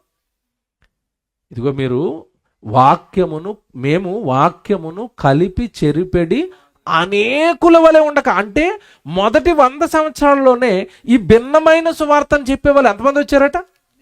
బాబా మొదటి 100 సంవత్సరాల లోపే అనేకులు ఉన్నారంటే ఇప్పుడు ఎంతమంది ఉంటారు చెప్పండి, మీరు ఆలోచించుకోవాలి. అందుకే మనం వినబడుతున్న వాక్యము సత్యమా కాదా తెలుసుకోవాలి. సంఘం వాక్యాన్ని నిశ్చితంగా పరిశీలిస్తూ ఉండాలి. సంఘం బైబిల్ని కళ్ళ ముందు పెట్టుకుని ఎప్పుడు కూడా బైబిల్ని చదువుతూ, లేదండి ఇది బైబిల్లో కాని మాట అండి, లేని మాట అండి, ప్రభు చెప్పిన సువార్తకు ఈ ప్రసంగం భిన్నంగా ఉందండి, పట్టాలి. నా ప్రసంగాన్ని నమ్మని నేను ఎవరితో చెప్పటం లేదు, నేను చెప్తున్నా బైబిల్లో ఉంటే నమ్మండి, దట్స్ ఇట్. అంతే. నన్ను కూడా నమ్మకూడదు మీరు, ఎవరు నమ్మకూడదు మీరు. ఎందుకంటే తొలి శతాబ్దంలో ఉన్న వాళ్ళు ఎలా ఉన్నారంటే, పౌలు శీల బోధ చేస్తుంటే ఆగండి బాబు మీరు చెప్పిన ప్రసంగం మేము బైబిల్లో పెట్టి చూసుకుంటాం అన్నారు వాళ్ళు. మీరు చెప్పిన ప్రసంగం బైబిల్లో ఉంటేనే నమ్ముతాం మేము అన్నారు వాళ్ళు. తెలుసా, ఎవరిని పడితే వాళ్ళు నమ్మలేదండి. తొలి శతాబ్దంలో ఉన్న సంఘం విశ్వాసంలో అంత స్ట్రాంగ్గా ఉన్నారంటే అర్థం ఏంటంటే, పౌలు శీల కళ్ళ ముందు దెయ్యాలను వెళ్ళగొడుతూ స్వస్థతలు చేస్తూ అద్భుతాలు చేస్తూ, నువ్వు ఏమైనా చేయి బాబు, నువ్వెంత ఏమంటే గొప్ప వరాలు కలిగిన వాడు అయినా కావచ్చు, కానీ నువ్వు చెప్పే ప్రసంగం మాత్రం వాక్యానికి సరిపోవాలన్నారు వాళ్ళు. అంత పటిష్టంగా వాక్యం పైన మనసు పెట్టారు కనుక వాళ్ళు పటిష్టంగా విశ్వాసంలో ఉండి పరలోకానికి అర్హులయ్యారు. ఈరోజండి నిజాలు మాట్లాడుకుంటే ఎవరికన్నా అంత ఆసక్తి బైబిల్ పైన ఉంది చెప్పండి? క్రైస్తవులు అందరూ ప్రతిరోజు బైబిల్ చదువుతారండి. ప్రతి సేవకుడు ప్రతి ప్రసంగంలో చెప్తారండి, బైబిల్ చదువుకోండి, దేవుడు మీతో మాట్లాడతాడు, మీ బ్రతుకులు బాగుపడతాయి. ఎవరు పట్టించుకుంటారండి? ఎవరు చదువుతారండి బైబిల్ చదవకపోవటం వల్ల అసలు బైబిల్లో చరిత్రలో క్రైస్తవ సంఘానికి ఏం జరిగిందో కూడా కనీసం తెలియకపోవడం వల్ల ఇప్పుడు సంఘానికి ఏం జరుగుతుందో కూడా తెలియకుండా పోయింది విశ్వాసులకి. అంత వాక్యమే కదా అనుకుంటున్నారు. కాదు, సత్యవాక్యం ఉంది, అపోస్తులు చెప్పారు, అది భిన్నమైన సువార్త ఉంది, అది అపోస్తులు చెప్పారు, అబద్ధ బోధకులు వచ్చేసారు, అది అపోస్తులు చెప్పారు. నువ్వు సంఘం పైన, నీ విశ్వాసం పైన, నీ భక్తి పైన లేఖనానుసారంగా నువ్వు మనస్సు పెట్టి ఆలోచించుకోవాలి కదా. ఇంతకీ భిన్నమైన సువార్త చెప్పేవాళ్ళు అనేకులు వచ్చేసారు అంటున్నాడు. వాక్యాన్ని కలిపి చెరిపేస్తున్నారు అంటున్నారు. ఇంతకీ యేసు ప్రభు చెప్పిన స్వార్థను, అపోస్తులు చెప్తున్న స్వార్థను ఏంటంటే వీళ్ళు కలిపి చెరిపేసింది? వాళ్ళు చెప్పిన భిన్నమైన సువార్త ఏంటి? వాళ్ళు చెప్పిన అబద్ధపు బోధ ఏంటి? అక్కడికి వచ్చేద్దాం. తిమోతి గారికి చెప్తున్నాడు పౌలు గారు, వాళ్ళు ఎలాంటి అబద్ధపు బోధలు ఆనాడున్న సంఘానికి చేస్తున్నారో పౌలు గారు తిమోతి గారితో చెప్తున్నాడు. అక్కడికి వచ్చేయండి, మళ్ళా 2వ పత్రిక వచ్చేయండి. అంటే నేను ఇక్కడ వరకు మళ్ళీ మిమ్మల్ని ఎందుకు తిప్పానంటే, ఒక పౌలు గారే కాదు, అపోస్తులు అందరూ చెప్తున్నారు సత్యవాక్యం సత్యవాక్యం సత్యవాక్యం అని. ఇంతకీ వీళ్ళు చెప్తున్న సత్యం ఏంటి? ఆ రోజు వచ్చేసిన భిన్నమైన సువార్త ఏంటి? చూద్దాం. అక్కడికి వచ్చేయండి, తిమోతి పత్రిక వచ్చేయండి 2వ అధ్యాయానికి. 2వ అధ్యాయము 15 వచనం. మీరెందుకు చదువుకున్న మాటే. దేవుని ఎదుట యోగ్యునుగాను, సిగ్గుపడనక్కరలేని పనివానిగాను, సత్యవాక్యమును సరిగా ఉపదేశించువానిగాను, నిన్ను నీవే దేవునికి కనబరుచుకొనుటకు జాగ్రత్త పడుము. 16వ వచనం. 16వ వచనం జాగ్రత్త చదవండి. 16, 17లో విషయం ఉంది. 16, అపవిత్రమైన వట్టి మాటలకు విముఖుడవయ్యుండుము, అట్టి మాటలాడు వారిని మరి ఎక్కువగా భక్తిహీనులగుదురు. అపవిత్రమైన వట్టి మాటలట. నువ్వు అలాంటి మాట్లాడుకో. అలాంటి మాట్లాడటం వల్ల నీలో ఉన్న భక్తి మరింతగా పోతుంది, భక్తిహీనుడిగా మారిపోతావు అన్నాడు. నెక్స్ట్ మాట చూడండి అక్కడ. కొరుకుడు పుండు ప్రాకినట్లు వారి మాటలు ప్రాకును, వారిలో హోమనయ్యును ఫిలేతును ఉన్నారు. జాగ్రత్తగా ఉండి వాళ్ళ పేర్లు కూడా ఇచ్చేసాడండి సంఘానికి. ఇదిగో ఈ అబద్ధపు బోధను, భిన్నమైన సువార్తను సంఘంలో ఉన్న వాళ్ళకి చెప్తున్నది ఎవరు అంటే, వాళ్ళ పేర్లు చెప్తున్నాను రాసుకో. హోమనయ్యును ఫిలోతును అబద్ధంలో పడిపోయారు. ఇందుకు ఏంటి వాళ్ళు చేస్తున్నది చెప్తున్నాడు తర్వాత. వారు అంటే ఈ హోమనయ్యును ఫిలేతును ఏం చెప్తున్నారంటే, వారు పునరుత్థానము గతించేనని చెప్పుచు. అండర్లైన్ చేయండి. సంఘానికి ఏం చెప్తున్నారట వీళ్ళు? పునరుత్థానం గతించిపోయింది. అంటే పునరుత్థానం అంటే చనిపోయిన తర్వాత మనం తిరిగి లేస్తాం. ప్రభు అదే కదా మనల్ని చెప్పి మనల్ని ప్రభులోనికి నడిపించాడు. మన బాప్తిజం తీసుకున్నప్పుడు దేని కొరకు చెప్పండి? మన రక్షణ దేనికి పొందాం? చనిపోయిన తర్వాత నేను మరలా బ్రతకాలి. ప్రభు నా 2వ రాకడలో వస్తే నా ప్రభుని నేను ఎదుర్కొని పరలోకానికి వెళ్ళిపోవాలి. పునరుత్థానం, చచ్చిపోయిన తర్వాత నాకు బ్రతుకు కావాలి. దీనికోసం యేసుక్రీస్తుల వారు సిలువలో ప్రాణం పెట్టింది కూడా అందుకే. బాగా వినాలి. క్రైస్తవ యొక్క మూలాలు బద్దలు కొట్టేసిందండి అది ఆ రోజుల్లో. ఏం బద్దలు కొట్టిందంటే, యేసుక్రీస్తుల వారు సిలువలో ఏలాడింది, రక్తం కార్చింది, ప్రాణం పెట్టింది, అని దెబ్బలు తిన్నది, మనుషుల యొక్క పాపాలు కడిగి పరిశుద్ధన చేసి ఆయన కొరకు బ్రతికే శిష్యులుగా మార్చి చక్కగా పరిశుద్ధమైన జీవితం, సేవలో కొనసాగే జీవితం ఇచ్చి చచ్చిపోయిన తర్వాత వాళ్ళు తిరిగి లేపాలి, పరలోకానికి తీసుకుని వెళ్ళాలి 2వ రాకడలో అని. మొదటి రాకడలో ప్రాణం పెట్టడానికి వచ్చాడు. 2వ రాకడలో దేనికి వస్తున్నాడు చెప్పండి? భక్తిహీనులకు శిక్ష విధించి తన కొరకు బ్రతికిన భక్తి పరులందరినీ పరలోకం తీసుకుని వెళ్ళడానికి వస్తున్నాడు. కానీ వీళ్ళేం చెప్తున్నారట? సంఘంలోకి వచ్చి హోమనయ్యును ఫిలోతురు ఏం చెప్తున్నారట? పునరుత్థానం గతించిపోయిందండి, ఆ యేసులో తిరిగి లేచాడు, ఆయనతో అయిపోయింది, ఇంకెవరికి ఉండదు పునరుత్థానం అంటారట వీళ్ళు. ఎలాగుంది బోధ? బాగుందా బాగోలేదా? బాగుందా బాగోలేదా? ఇది ప్రభు చేసిన బోధ? ఇది అపోస్తులుడు చేసిన బోధ కాదు.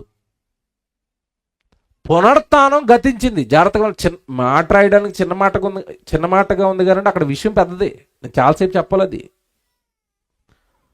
పునరుత్థానము గతించింది. మనుషులు ఎవరికి చచ్చిపోయిన తర్వాత బ్రతుకు లేదు.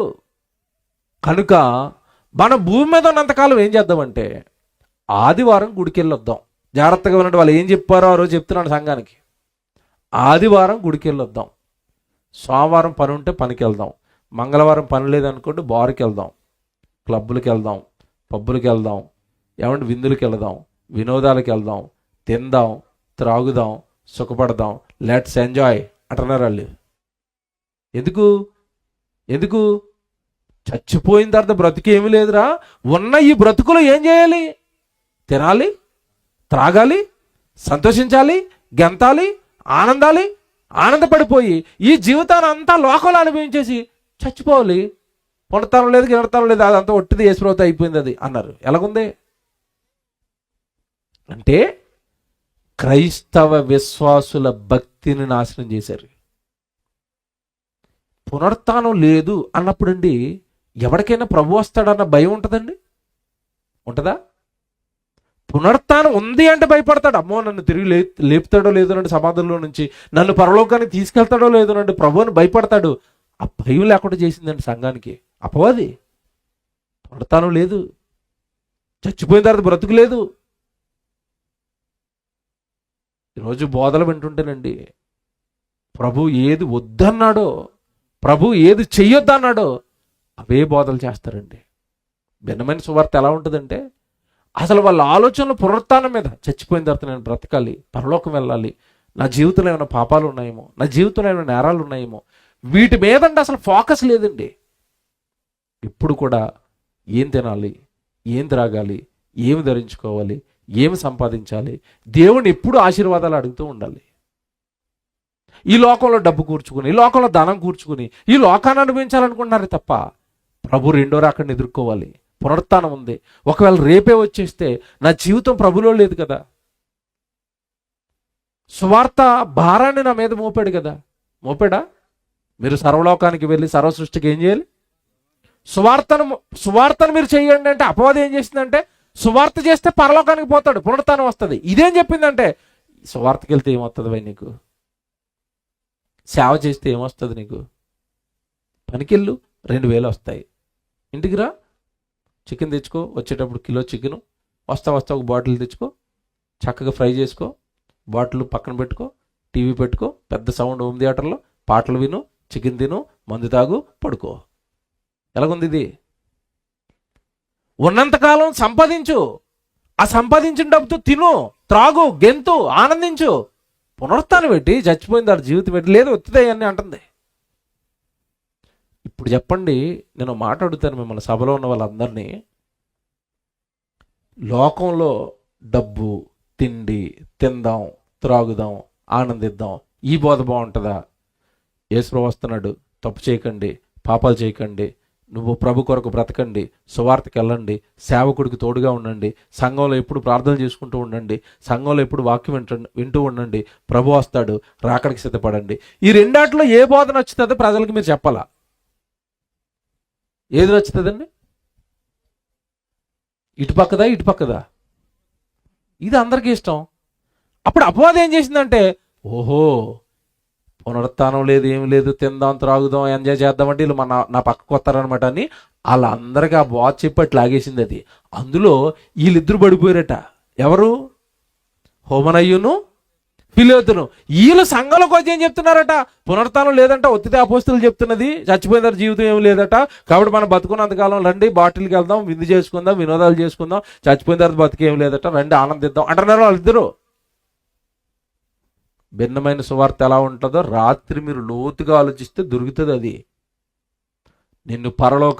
నిన్ను పరలోక రాజ్యానికి సిద్ధం చేసే బోధ సత్యవాక్యం. ప్రభు వస్తున్నాడు, సిద్ధపడనే బోధ సత్యవాక్యం. పాపాలను కడుక్కుని పవిత్రంగా బ్రతుకు అన్న బోధ సత్యవాక్యం. సువార్త చేద్దాం రండి, దేవుడి కొరకు మన కష్టార్జితాన్ని ఖర్చు పెడదాం, ఆత్మలో రక్షిద్దామన్న బోధ సత్యవాక్యం. దేవుడి దగ్గరకు వచ్చి కూడా తిందాం, త్రాగుదాం, సంపాదిద్దాం, ఆస్తులు సమకూర్చుకుందాం, ఈ బోధ ప్రభు బోధ కాదు, భిన్నమైన బోధ. ఎందుకంటే ప్రభు బ్రతికొండకో మాట చెప్పాడు, అదే మాట అపోస్తులు చెప్పారు. మళ్ళీ చూపిస్తాను రెండు మీకు. మత్తయి సువార్త 6వ అధ్యాయం తీయండి. ఈ లోకం కోసం ప్రభు ఏం చెప్తున్నాడు చూడండి. మత్తయి సువార్త 6వ అధ్యాయము, అందరు తీయండి. మత్తయి సువార్త 6వ అధ్యాయము 19వ వచనం చూద్దాం. 19వ వచనం. ఇది యేసుప్రభు బ్రతుకున్నప్పుడు చేసిన బోధ అండి, ఆయన నోట్లోంచి వచ్చిన బోధ. ఇది ఏమంటున్నాడు చూడండి. మత్తయి సువార్త 6వ అధ్యాయం 19వ వచనం. భూమి మీద మీ కొరకు ధనమును కూర్చుకొనవద్దు అన్నాడు. ఎవరి మాట అమ్మా ఇది? అమ్మ అందరు నా వైపు చూడండి ఒకసారి. నేను ఎవరికి కనపడుతున్నానో చేయొద్దండి. అందరు కనపడుతున్నానా? కనిపిస్తున్నానా అందరికీ? Very good. ఇప్పుడు నేను చెప్పాను కదా, బైబిల్లో మీరు చదువుకున్నారు కదా, ఆ మాట ఎవరు చెప్పిన మాట? భూమి మీద మీ కొరకు ధనమును కూర్చుకొనవద్దు అని చెప్పిన యేసు ప్రభు ఆయన నమ్మితే ధనం ఇస్తాడా?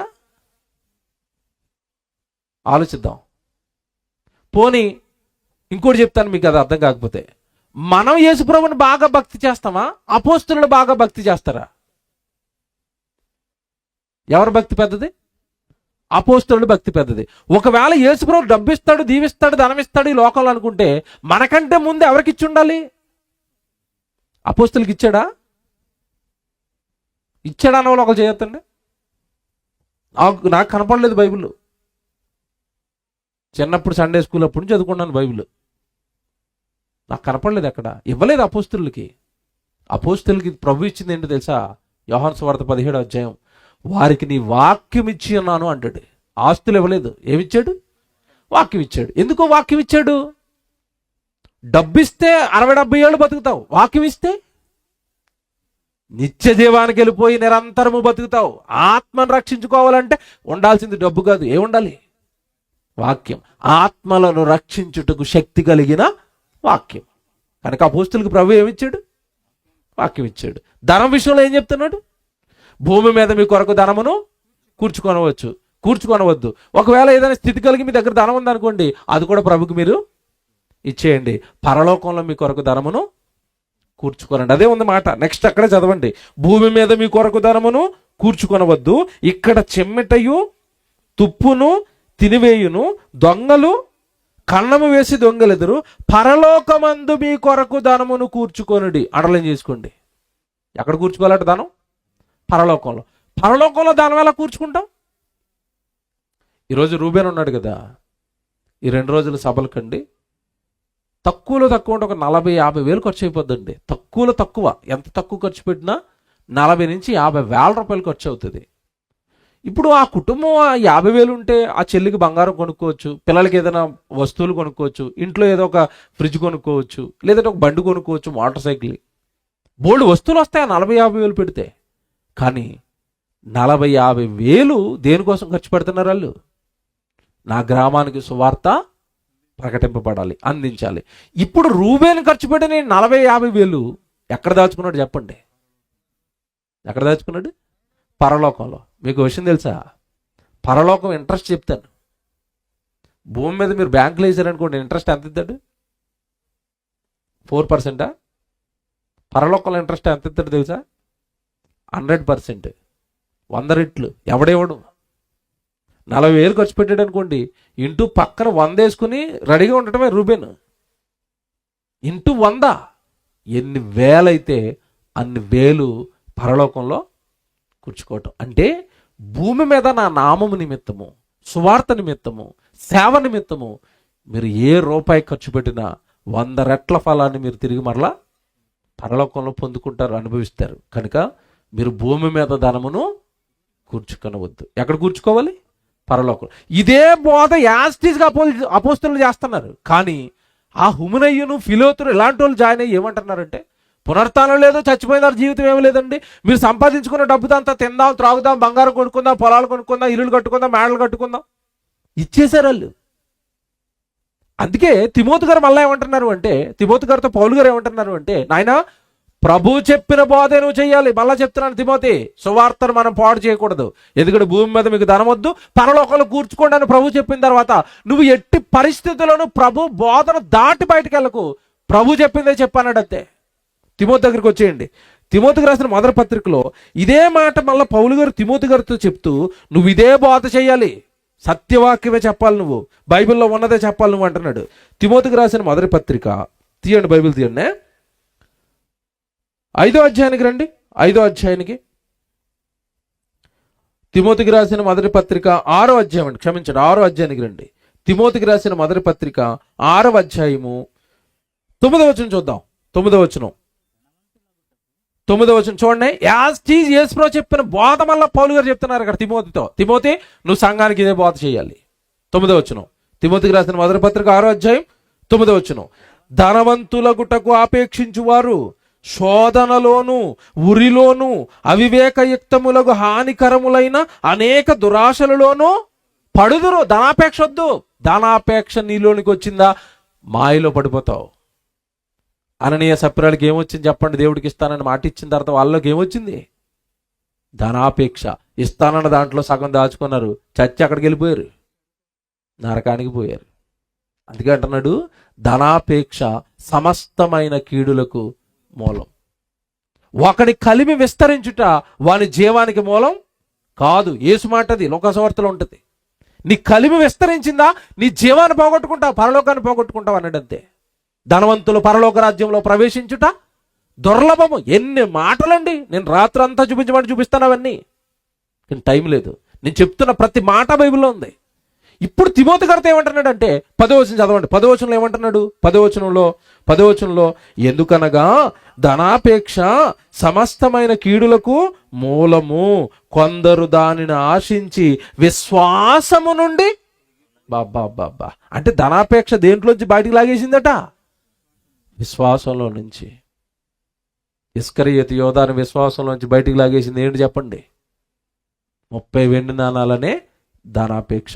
ఎప్పుడైతే లోకంలో ధనం మనం సంపాదించుకుందాం అన్న బోధ మనం చేశామో, ఇక విశ్వాసి వాడు మదిలో అంత దేంతో నిండుకుపోద్దంటే డబ్బుతో నిండుకుపోద్ది. దేవుడి దగ్గరకు వచ్చిన డబ్బే, బయటికి వెళ్ళిన డబ్బే, డబ్బు డబ్బు డబ్బు. ఏటో నాకు అర్థమవుతుందండి. ఏం చేసుకుంటారు అవి? ఏమంటే చాలామంది ఎలా ఆలోచిస్తారంటే, మనకు డబ్బులు లేవు కనుక డబ్బులుంటే చాలా బాగుంటుంది అనుకుంటారు. డబ్బులు ఉన్నవాడిని అడగండి, ఆడికి ఎలాగుందో. నిద్ర పట్టదు. ఎవడింటి నుంచి పొడి చేసి కోట్లు ఎట్టిపోతారో తెలీదు. థ్రెడ్ గన్లు పెట్టుకోవాలి ఇంట్లో, చుట్టూ బాడీ గార్డులు ఉండాలి. ఎక్కడైనా కిటికీ మెదిరిందంటే మెలకు వచ్చేద్దడికి, ఎవడన్నా వచ్చేసినేమో చంపేయడానికి. అని నువ్వా శుభ్రంగా తినేసి అలా గుర్రెట్టి నిద్రపోతావు డోర్ తీసేసి. వాళ్ళు డోర్ తీసి పడుకోమనండి వాళ్ళని. సుఖంగా ఉన్నామండి మనం, తెలుసా? ఏమి లేకపోవడం వల్ల సుఖంగా ఉన్నాం మనం. ఉన్నోడికి ఏమి లేదు సుఖం. అందుకే అంటున్నాడు, ధనాపేక్ష సమస్తమైన కీడులకు, నీ కీడు చేస్తే తప్ప మంచి చేయదయ్యా అది. కనుక భూమి ధనం కూర్చుకోవద్దు. నీకు ఏదో కలిగింది కొద్ది దాంట్లో ప్రభుకి ఇయ్యి, ప్రభు సేవలో పెట్టు. చక్కగా మందిరాలు కడతావా, మందిరాలు కట్టు. సంఘంలో వస్తువులు కొంటావా, కొను. ఇలా సువార్త సభలు పెడతావా, చెయ్యు. నీ కలిగిన దాన్ని భూమి మీద ప్రభు కొరకు ఖర్చు పెట్టి పరలోకంలో కూర్చుకోవయ్యా. అక్కడ ఎవ్వరు కొట్టేలేరు, అక్కడ దొంగలు రారు, తుప్పు పట్టదు. పరలోకంలో ఉన్న తండ్రి దగ్గర నీ ధనం అంతా సమకూర్చబడుతుంది అన్నాడు. అంటే ఇప్పుడు చెప్తాను, జాగ్రత్తగా వినండి.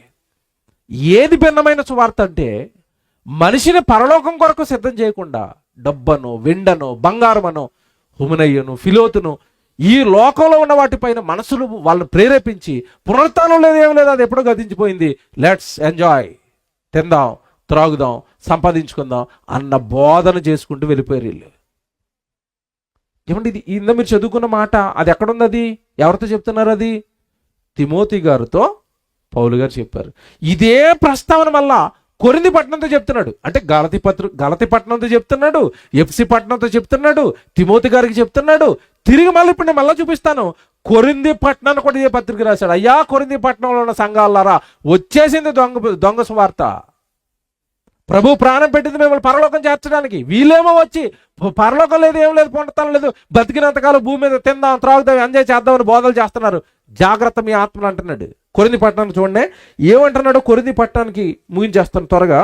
ఇది చాలా పెద్ద విషయం అండి. సాధ్యమైనంత మట్టుకు నేను తెగ్గొట్టుకుంటూ వెళ్తున్నాను. అర్థమైన వాళ్ళు అదృష్టవంతులు. అంటే మీకు అర్థమైతే అదృష్టవంతులు. కొరింథీ పట్టణం, కొరింథీలకు రాసిన మొదటి పత్రిక 15వ అధ్యాయం. కొరింథీలకు రాసిన మొదటి పత్రిక 15వ అధ్యాయం. అందరు తీయండి. కొరింథీలకు రాసిన మొదటి పత్రిక 15వ అధ్యాయం 12వ వచనం చదువుదాం. కొరింథీలకు రాసిన మొదటి పత్రిక 15వ అధ్యాయము ఏమంటే 12వ వచనం. క్రీస్తు మృతులలో నుండి లేపబడి ఉన్నాడని ప్రకటింపబడుచుండగా మీలో కొందరు, ఏమండి చూసారా, అపోస్తులు ఏమని ప్రకటిస్తున్నారట? సంఘానికి సువార్త ఏం చేస్తున్నారట? సువార్తకి వెళ్ళి ఏం చెప్తున్నారట? 12వ వచనంలో క్రీస్తు మృతులలో నుండి లేపబడి ఉన్నాడు. నువ్వు నమ్మితే నిన్ను కూడా మృతుల్లో నుండి ఏం చేస్తాడు? లేపుతాడు, నిత్యజీవం ఇస్తాడు, పరలోకం ఇస్తాడు. రాజ్య సువార్త చేస్తున్నారు అపోస్తులు. వాళ్ళేమో పరలోక రాజ్య సువార్త చేస్తుంటే ఈ దొంగలు బయలుదేరి ఈ లోక సంబంధమైన సువార్త గుప్పిస్తున్నారు వాళ్ళల్లో. కిందకి వెళ్ళేసరికి చెప్తాడండి, ఎంత బాధపడతాడంటే, క్రీస్తు మృతులలో నుండి లేపబడి ఉన్నాడని ప్రకటింపబడుచుండగా మీలో కొందరు మృతుల పునరుత్థానము లేదని ఎట్లు చెప్పుతున్నారు? ఎవడరా చెప్తున్నాడు ఆ సువార్త? పునరుత్థానం లేదంటున్నారంటే ఏంటి? చచ్చిపోయిన తర్వాత బ్రతుకు గురించి బోధలు చేయట్లేదంటే ఏంటి? ఆ బోధన మరిపించి లోక సంబంధమైన బోధలు వాళ్ళు మైండ్లోకి ఎక్కిస్తున్నారట. ఎవడాడు? మీలో కొందరు ఇలాంటి బోధలు చేస్తున్నారట. తప్పు. అపోస్తలులుగా మేము సత్యవాక్యాన్ని ప్రకటిస్తాం. ఏంటి సత్యం అంటే? ప్రభు చెప్పింది సత్యం. ఏంటి? నేను మీ కొరకు ప్రాణం పెట్టాను, నేను మీ కొరకు మీ పాపాలు తీసేసి మిమ్మల్ని పరిశుద్ధులు చేశాను, నేను బ్రతికినట్టుగా మీరు బ్రతికితే నిత్యరాజ్యాన్ని స్వతంత్రించుకుంటారు, పరలోకం పునరుత్థానం ఉంది. అది ప్రభు బోధ, అదే అపోస్తలుల బోధ. దీనికి భిన్నంగా ఎవరు చేసినా అది భిన్నమైన సువార్త. కిందకి వెళ్ళేసరికండి ఎంత వివరణ ఇచ్చాడంటే పౌలు గారు, మృతుల పునరుత్థానము గతించినని మీలో కొందరు చెప్పుచున్నారు. 11వ వచనం, మృతుల పునరుత్థానము లేని ఎడల క్రీస్తు లేపబడి ఉండలేదు, మరియు క్రీస్తు లేపబడి ఉండని ఎడల మేము చేయు ప్రకటన వ్యర్థమే, మీ విశ్వాసము. చూసారా, మమ్మల్ని అబద్ధికులు చేస్తున్నారు వాళ్ళు వచ్చి. క్రీస్తు మృతుల్లోనూ లేపబడ్డాడు, నమ్ముకోండి అయ్యా, పాపాలు కడుక్కోండి, మీరు చనిపోతారు, తిరిగి లేస్తారని మేము సువార్త ప్రకటించి కొరిది పట్టణంలో సంఘాలు కడితే, గలతి పట్టణంలో సంఘాలు కడితే, ఎఫ్సి పట్టణంలో సంఘాలు కడితే వీళ్ళు వచ్చి అంటున్నారు పునరుత్థానం లేదు, ఏమీ లేదు, బ్రతికినంతకాలం లోకంలో తిందాం త్రాగుదామని మైండ్లన్నీ లోకం వైపు మళ్ళించేశారు. ఇది ఇది ఇది మళ్ళా చెప్తున్నాను, ఇది ఈ బోధ ప్రభు యొక్క శిలువ త్యాగాన్ని వృధా చేసేసే బోధ, ఆత్మలను నిత్యాగ్ని దండనకు నడిపించే బోధ. అపోస్తలుగా ఎట్టి పరిస్థితుల్లోనూ మేము చెయ్యం, మేము నేర్పించే కదా వాక్యం. తిమోతికి, తీతుకు, ఫిలోమోనుకు, ఎపఫ్రోదితుకు, ఇలా చాలా మందికి వాక్యం నేర్పించాం కదా, వాళ్ళను కూడా ఈ బోధ చేయనివ్వం. అపోస్తలు 7 మందిని తయారు చేశారు, ఫిలిప్పు, స్టెఫను, వీళ్ళలో ఎవరిని కూడా బోధ చేయనివ్వం. మేము చెయ్యం, మా తదనంతరం మా పిల్లల్ని కూడా చేయనివ్వం. యేసు చెప్పిన సత్యవాక్యాన్ని మేము ప్రకటిస్తాం అన్నారంతే. అందుకే తిమోతిని రెడీ చేసుకుంటున్నారు. జాగ్రత్తనైనా ప్రభు చెప్పిన సత్యవాక్యం చెప్పిన ఆయన, సత్యవాక్యాన్ని సరిగా విభజించిన ఆయన ఈ అబద్ధాన్ని పట్టుకొచ్చి కలిపేశారు నాయన సంఘంలో. ప్రభుని నమ్ముకుంటే ధనము, ప్రభుని నమ్ముకుంటే ఆస్తులు అని మైండ్లన్నీ లోకం వైపు లాగేశారు నాయన. కిందకి వెళ్ళేసరికి చూడండి ఎంత బాగా చెప్తారంటే, బాధపడిపోయాడండి పౌలు గారు. 13వ వచనంలో 15వ వచనం అండి, 15, దేవుడు క్రీస్తును లేపనని ఆయన గూర్చి మేము సాక్ష్యము చెప్పి ఉన్నాము కదా, మృతులు లేపబడని ఎడల దేవుడు ఆయనను లేపలేదు గనుక మేము దేవుని విషయమై అబద్ధ సాక్షులుగా. చూసారా, మేమేమో చచ్చిపోయాడు రా ప్రభు మీకోసం, మీరు బ్రతకండి రా, తిరిగి లేపుతాడు రా, పరలోకం వెళ్ళిపోదాం రా అని మేము బోధ చేస్తుంటే, లేదు అదంతా వత్తిదే, లోకం మృతుల పునరుత్థానం లేదు, చచ్చిపోయిన తర్వాత జీవితం లేదు, యేసుప్రభు రెండో అక్కడ జరుగుతుందని రాడైనా అని మమ్మల్ని మీరు ఏం చేశారు? మేము చెప్పిన బోధకు వ్యతిరేకంగా వాళ్ళు బోధ చేసి మమ్మల్ని ఏం చేశారు అంటున్నాడు? అబద్ధపు సాక్షులుగా మమ్మల్ని చేసేశారు కదా. నేను నా జీవితాన్ని పరంగా పెట్టాను కదా. జాగ్రత్తగా ఉన్నాడు పౌలు గారు. ఏమంటే నిజంగా ఇది పౌలు గారు మాట్లాడుతున్నాడు అన్నట్టుగా మీరు చదివితే కళ్ళల్లోంచి నీళ్ళు వచ్చేస్తాయండి. ఎందుకంటే నేను పెళ్ళొద్దు అనుకున్నాను రా నా జీవితంలో, నాకు పెళ్ళి లేదు, ఉద్యోగం లేదు, మంచి అధికారం ఇచ్చారు ఒకప్పుడు, నేను యూదు మతంలో ఉన్నప్పుడు ఆ అధికారం వద్దనుకున్నాను, ఉద్యోగం వద్దనుకున్నాను, నేను చాలా ఆస్తిపరుడిని, ఆస్తి వద్దనుకున్నాను, అన్నీ వృధాగా సేవ కోసం వచ్చేసి ఈరోజు చివరికి ఒక చొక్కాయి 2 చొక్కాయలతో పేదవాడిగా సేవలో మిగిలిపోయాను. కారణం నాకు మృతుల్లో నుండి పునరుత్థానం కావాలని నేను నమ్మి దాన్ని ప్రకటిస్తుంటే నన్ను అబద్ధపు సాక్షిగా మార్చేశారు. ఎంత బాధపడతాడో తెలుసండి. నేను ఎఫెసులో మృగాలతో పోరాడాను. ఎందుకు పోరాడాను? మృతులకు పునరుత్థానం ఉందనే కదా. నేను ఎందుకు నా జీవితాన్ని పరంగా పెట్టాను? నేను దినదినము చావులోనికి ఎందుకు వెళ్ళిపోతున్నాను? ఎంతమంది కొడతానా, ఎంతమంది చంపుతానన్నా ఎందుకయ్యా నేను సువార్త ప్రకటిస్తున్నానంటే మృతుల్లో నుండి తిరిగి లేవాలి కనుక. ఇది నేను చెప్పిన సత్యవాక్యం అయితే దీన్ని చెరిపేస్తున్నారు చాలా మంది వచ్చి. అందుకే 19వ వచనంలో అంటాడు, 19వ వచనం మీరు చూడండి, 19వ వచనంలో మీరు అక్కడ 19వ వచనం చాలాసార్లు చదివారు, ఇప్పుడు చదివితే అర్థమవుతుంది అది. 19వ వచనంలో ఆయన బాధపడుతూ అంటాడు, ఈ జీవితకాలం మట్టుకే మనము క్రీస్తునందు అండర్లైన్ చేసుకోండి, ఈ జీవితకాలం మట్టుకే, ఈ 60-70 ఏళ్ళ ఈ శరీరం మట్టుకే, ఈ శరీరానికి ఏదో అది మేలు చేస్తాడు, ఈ శరీరానికి డబ్బులు వస్తాయి, ఈ శరీరానికి ఆరోగ్యాలు వస్తాయని ఈ జీవితకాలం మట్టుకే, ఈ 60-70 ఏళ్ళ మట్టుకే క్రీస్తుని నమ్ముతున్నావా? పునరుత్థానం కోసం నమ్మవా? రెండవ రాకడను ఎదుర్కోవడానికి నమ్మవా? ప్రభు వస్తున్నాడని సిద్ధపడవా? కార్యాలు చేయవా? భక్తిగా ఉండవా? పాపాన్ని మానేవా? బైబిల్ చదువుకోవా? పిల్లల్ని దేవుడు సేవకివ్వవా? నువ్వు చక్కగా భక్తిగా బ్రతుకుతూ నీ పిల్లల్ని భక్తిగా పెంచవా? సిద్ధపాటు లేదా? ప్రభుని ఎదుర్కోవడానికి సిద్ధపడవా? ఇదేం జీవితాలు? ఈ జీవితకాలం మట్టుకే నమ్ముతున్నారు ఆ ప్రభుని. ఎవరు చెప్పారు మీకు ఈ బాధ? ఆ హోమనయ్యను ఫిలేత్ అన్న వాళ్ళు తెచ్చారు ఇది. భిన్నమైన సువార్త, పునరుత్థానం లేదన్న సువార్త, ఈ లోకం కోసమే బ్రతుకుదామన్న సువార్త తెచ్చారు. మీరు ఆ మాయలో పడిపోయారా? ఎంత బాగా చెప్తున్నాడంటే 19 మళ్ళా చదువుతారు చూడండి. 19 ఈ జీవితకాలం మట్టుకే మనము క్రీస్తునందు నిరీక్షించిన వారమైన ఎడల మనుషులందరికంటే మనము దౌర్భాగ్యులం అయిపోతాం. ఎంత బాగా రాశాడు చూసారా? మనం దౌర్భాగ్యులం అయిపోతాం. ఈ జీవితకాలం మట్టుకు ప్రభుని ఎందుకండి? డబ్బు కోసమో, ఉద్యోగం కోసమో, పెళ్లిళ్ళ కోసమో, వ్యాపారాల కోసం అయితే లోకంలో చాలా మార్గాలు ఉన్నాయి. దానికి క్రీస్తు వరకు రావాల్సిన అవసరత ఉందండి. క్రీస్తుని నమ్మని వారికి అవి ఇంకా చాలా ఎక్కువ రెట్లు ఉన్నాయి. అనిల్ అంబానీ గారు ప్రభుని నమ్మారా? భారతదేశంలో అత్యంత ధనవంతుడు ఎవరు చెప్పండి? మన భారతదేశంలో అత్యంత ధనవంతుడు ఎవరు? అనిల్ అంబానీ గారు. ప్రభుని నమ్ముకున్నాడా? వ్యాపారాలు చేసి సంపాదించాడు. నువ్వు చేయి వ్యాపారం, నువ్వు సంపాదిస్తావు. దానికోసం ప్రభు దగ్గరికి వచ్చి ఆస్తులు డబ్బులు అడగడం ఎందుకు? వ్యాపారం చేయొచ్చు, ఉద్యోగాలు చేసుకోవచ్చు.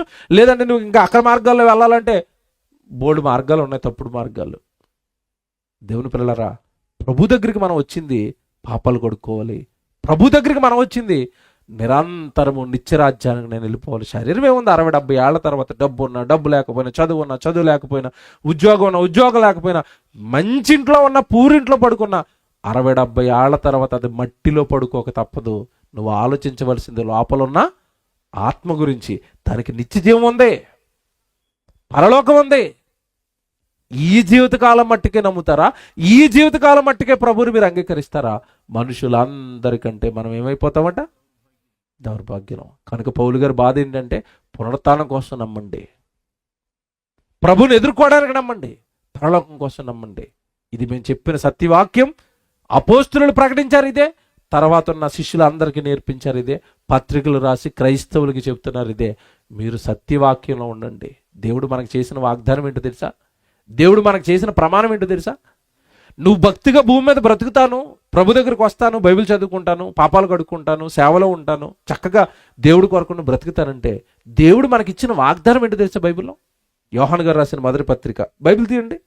యోహాను గారు రాసిన మొదటి పత్రిక 2వ అధ్యాయం 25వ వచనం చూడండి. మనకి ఏమిస్తాడు ప్రభు? మరి ఈ లోకంలో వద్దు అంటున్నారు, ఈ లోకంలో ఏం వద్దు మనకు అంటున్నారు, ప్రభు కోసం బ్రతికిదాం అంటున్నారు. మరి మేము అన్నీ ప్రభుకి ఇచ్చి త్యాగాలు చేసి మేము బ్రతికితే దేవుడు మాకేమిస్తాడు? చూడండి, 1 యోహాను 2వ అధ్యాయము 25వ వచనం. 1 యోహాను 2వ అధ్యాయము 25వ వచనం చదువుతున్నారు. నిత్య జీవమును అనుగ్రహింతును అనున్నదియే ఆయన తానే మనకు చేసిన వాగ్దానం. క్రైస్తవుడికి ఇచ్చిన వాగ్దానం ఏంటి చెప్పండి? ఇప్పుడు నిత్య జీవాన్ని ఇస్తానయ్యా. అపోస్తులు బతికినట్టుగా బతుకుతావా? అపోస్తులు ప్రాణాలు పెట్టారు, జైలుకి వెళ్ళారు, ఆస్తులు ఇచ్చారు. 9వ శతాబ్దంలో ఉన్న సంఘం వాళ్ళకున్న చరాస్తిర ఆస్తులమ్మ అపోస్తుల పాదాల దగ్గర పెట్టారు. స్తెఫను రాళ్లతో కూడా చంపేశారు, యాకోబును తలనరికి చంపేశారు. ఏమండి, పత్వాసు దీపంలో పరవాసిగా పడేశారు పట్టుకెళ్ళి యోహాను గారిని. వాళ్ళు అన్ని త్యాగాలు చేసింది దేనికి అనుకుంటున్నారు? నిత్య జీవం కావాలి, మాకు పరలోకం కావాలి. ఒకవేళ నిత్య జీవానికి గనక మేము వెళ్ళలేదా, మేము జారిపోయే లోకం ఏంటంటే పాతాళ లోకం. ఆ భయంకరమైన లోకానికి మేము వెళ్ళకూడదంటే భూమి మీద లోక ఆశలను చంపుకుని ప్రభు కోసం జీవించాలి. ఇది సత్యవాక్యం.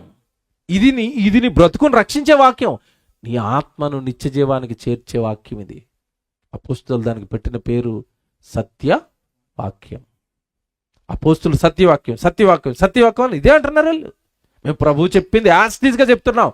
జాగ్రత్త, మీ జీవితాలు జాగ్రత్త, మీ బ్రతుకులు జాగ్రత్త అంటున్నారు వాళ్ళు. కనుక దేవుని పిల్లలారా, ఈ రాత్రి బాగా ఆలోచించండి. మొదటి రోజు ఆలస్యమైంది, రేపు త్వరగా వచ్చేస్తాను, మీరు త్వరగా వచ్చేయండి. నిజంగా రేపు ప్రసంగం మీరు విన్న తర్వాత మా యేసు చాలా గొప్పోడు అని మీరు చాలా ఆనందపడి ఇంటికి వెళ్ళిపోతారు. ప్రార్థన చేసుకుందాం.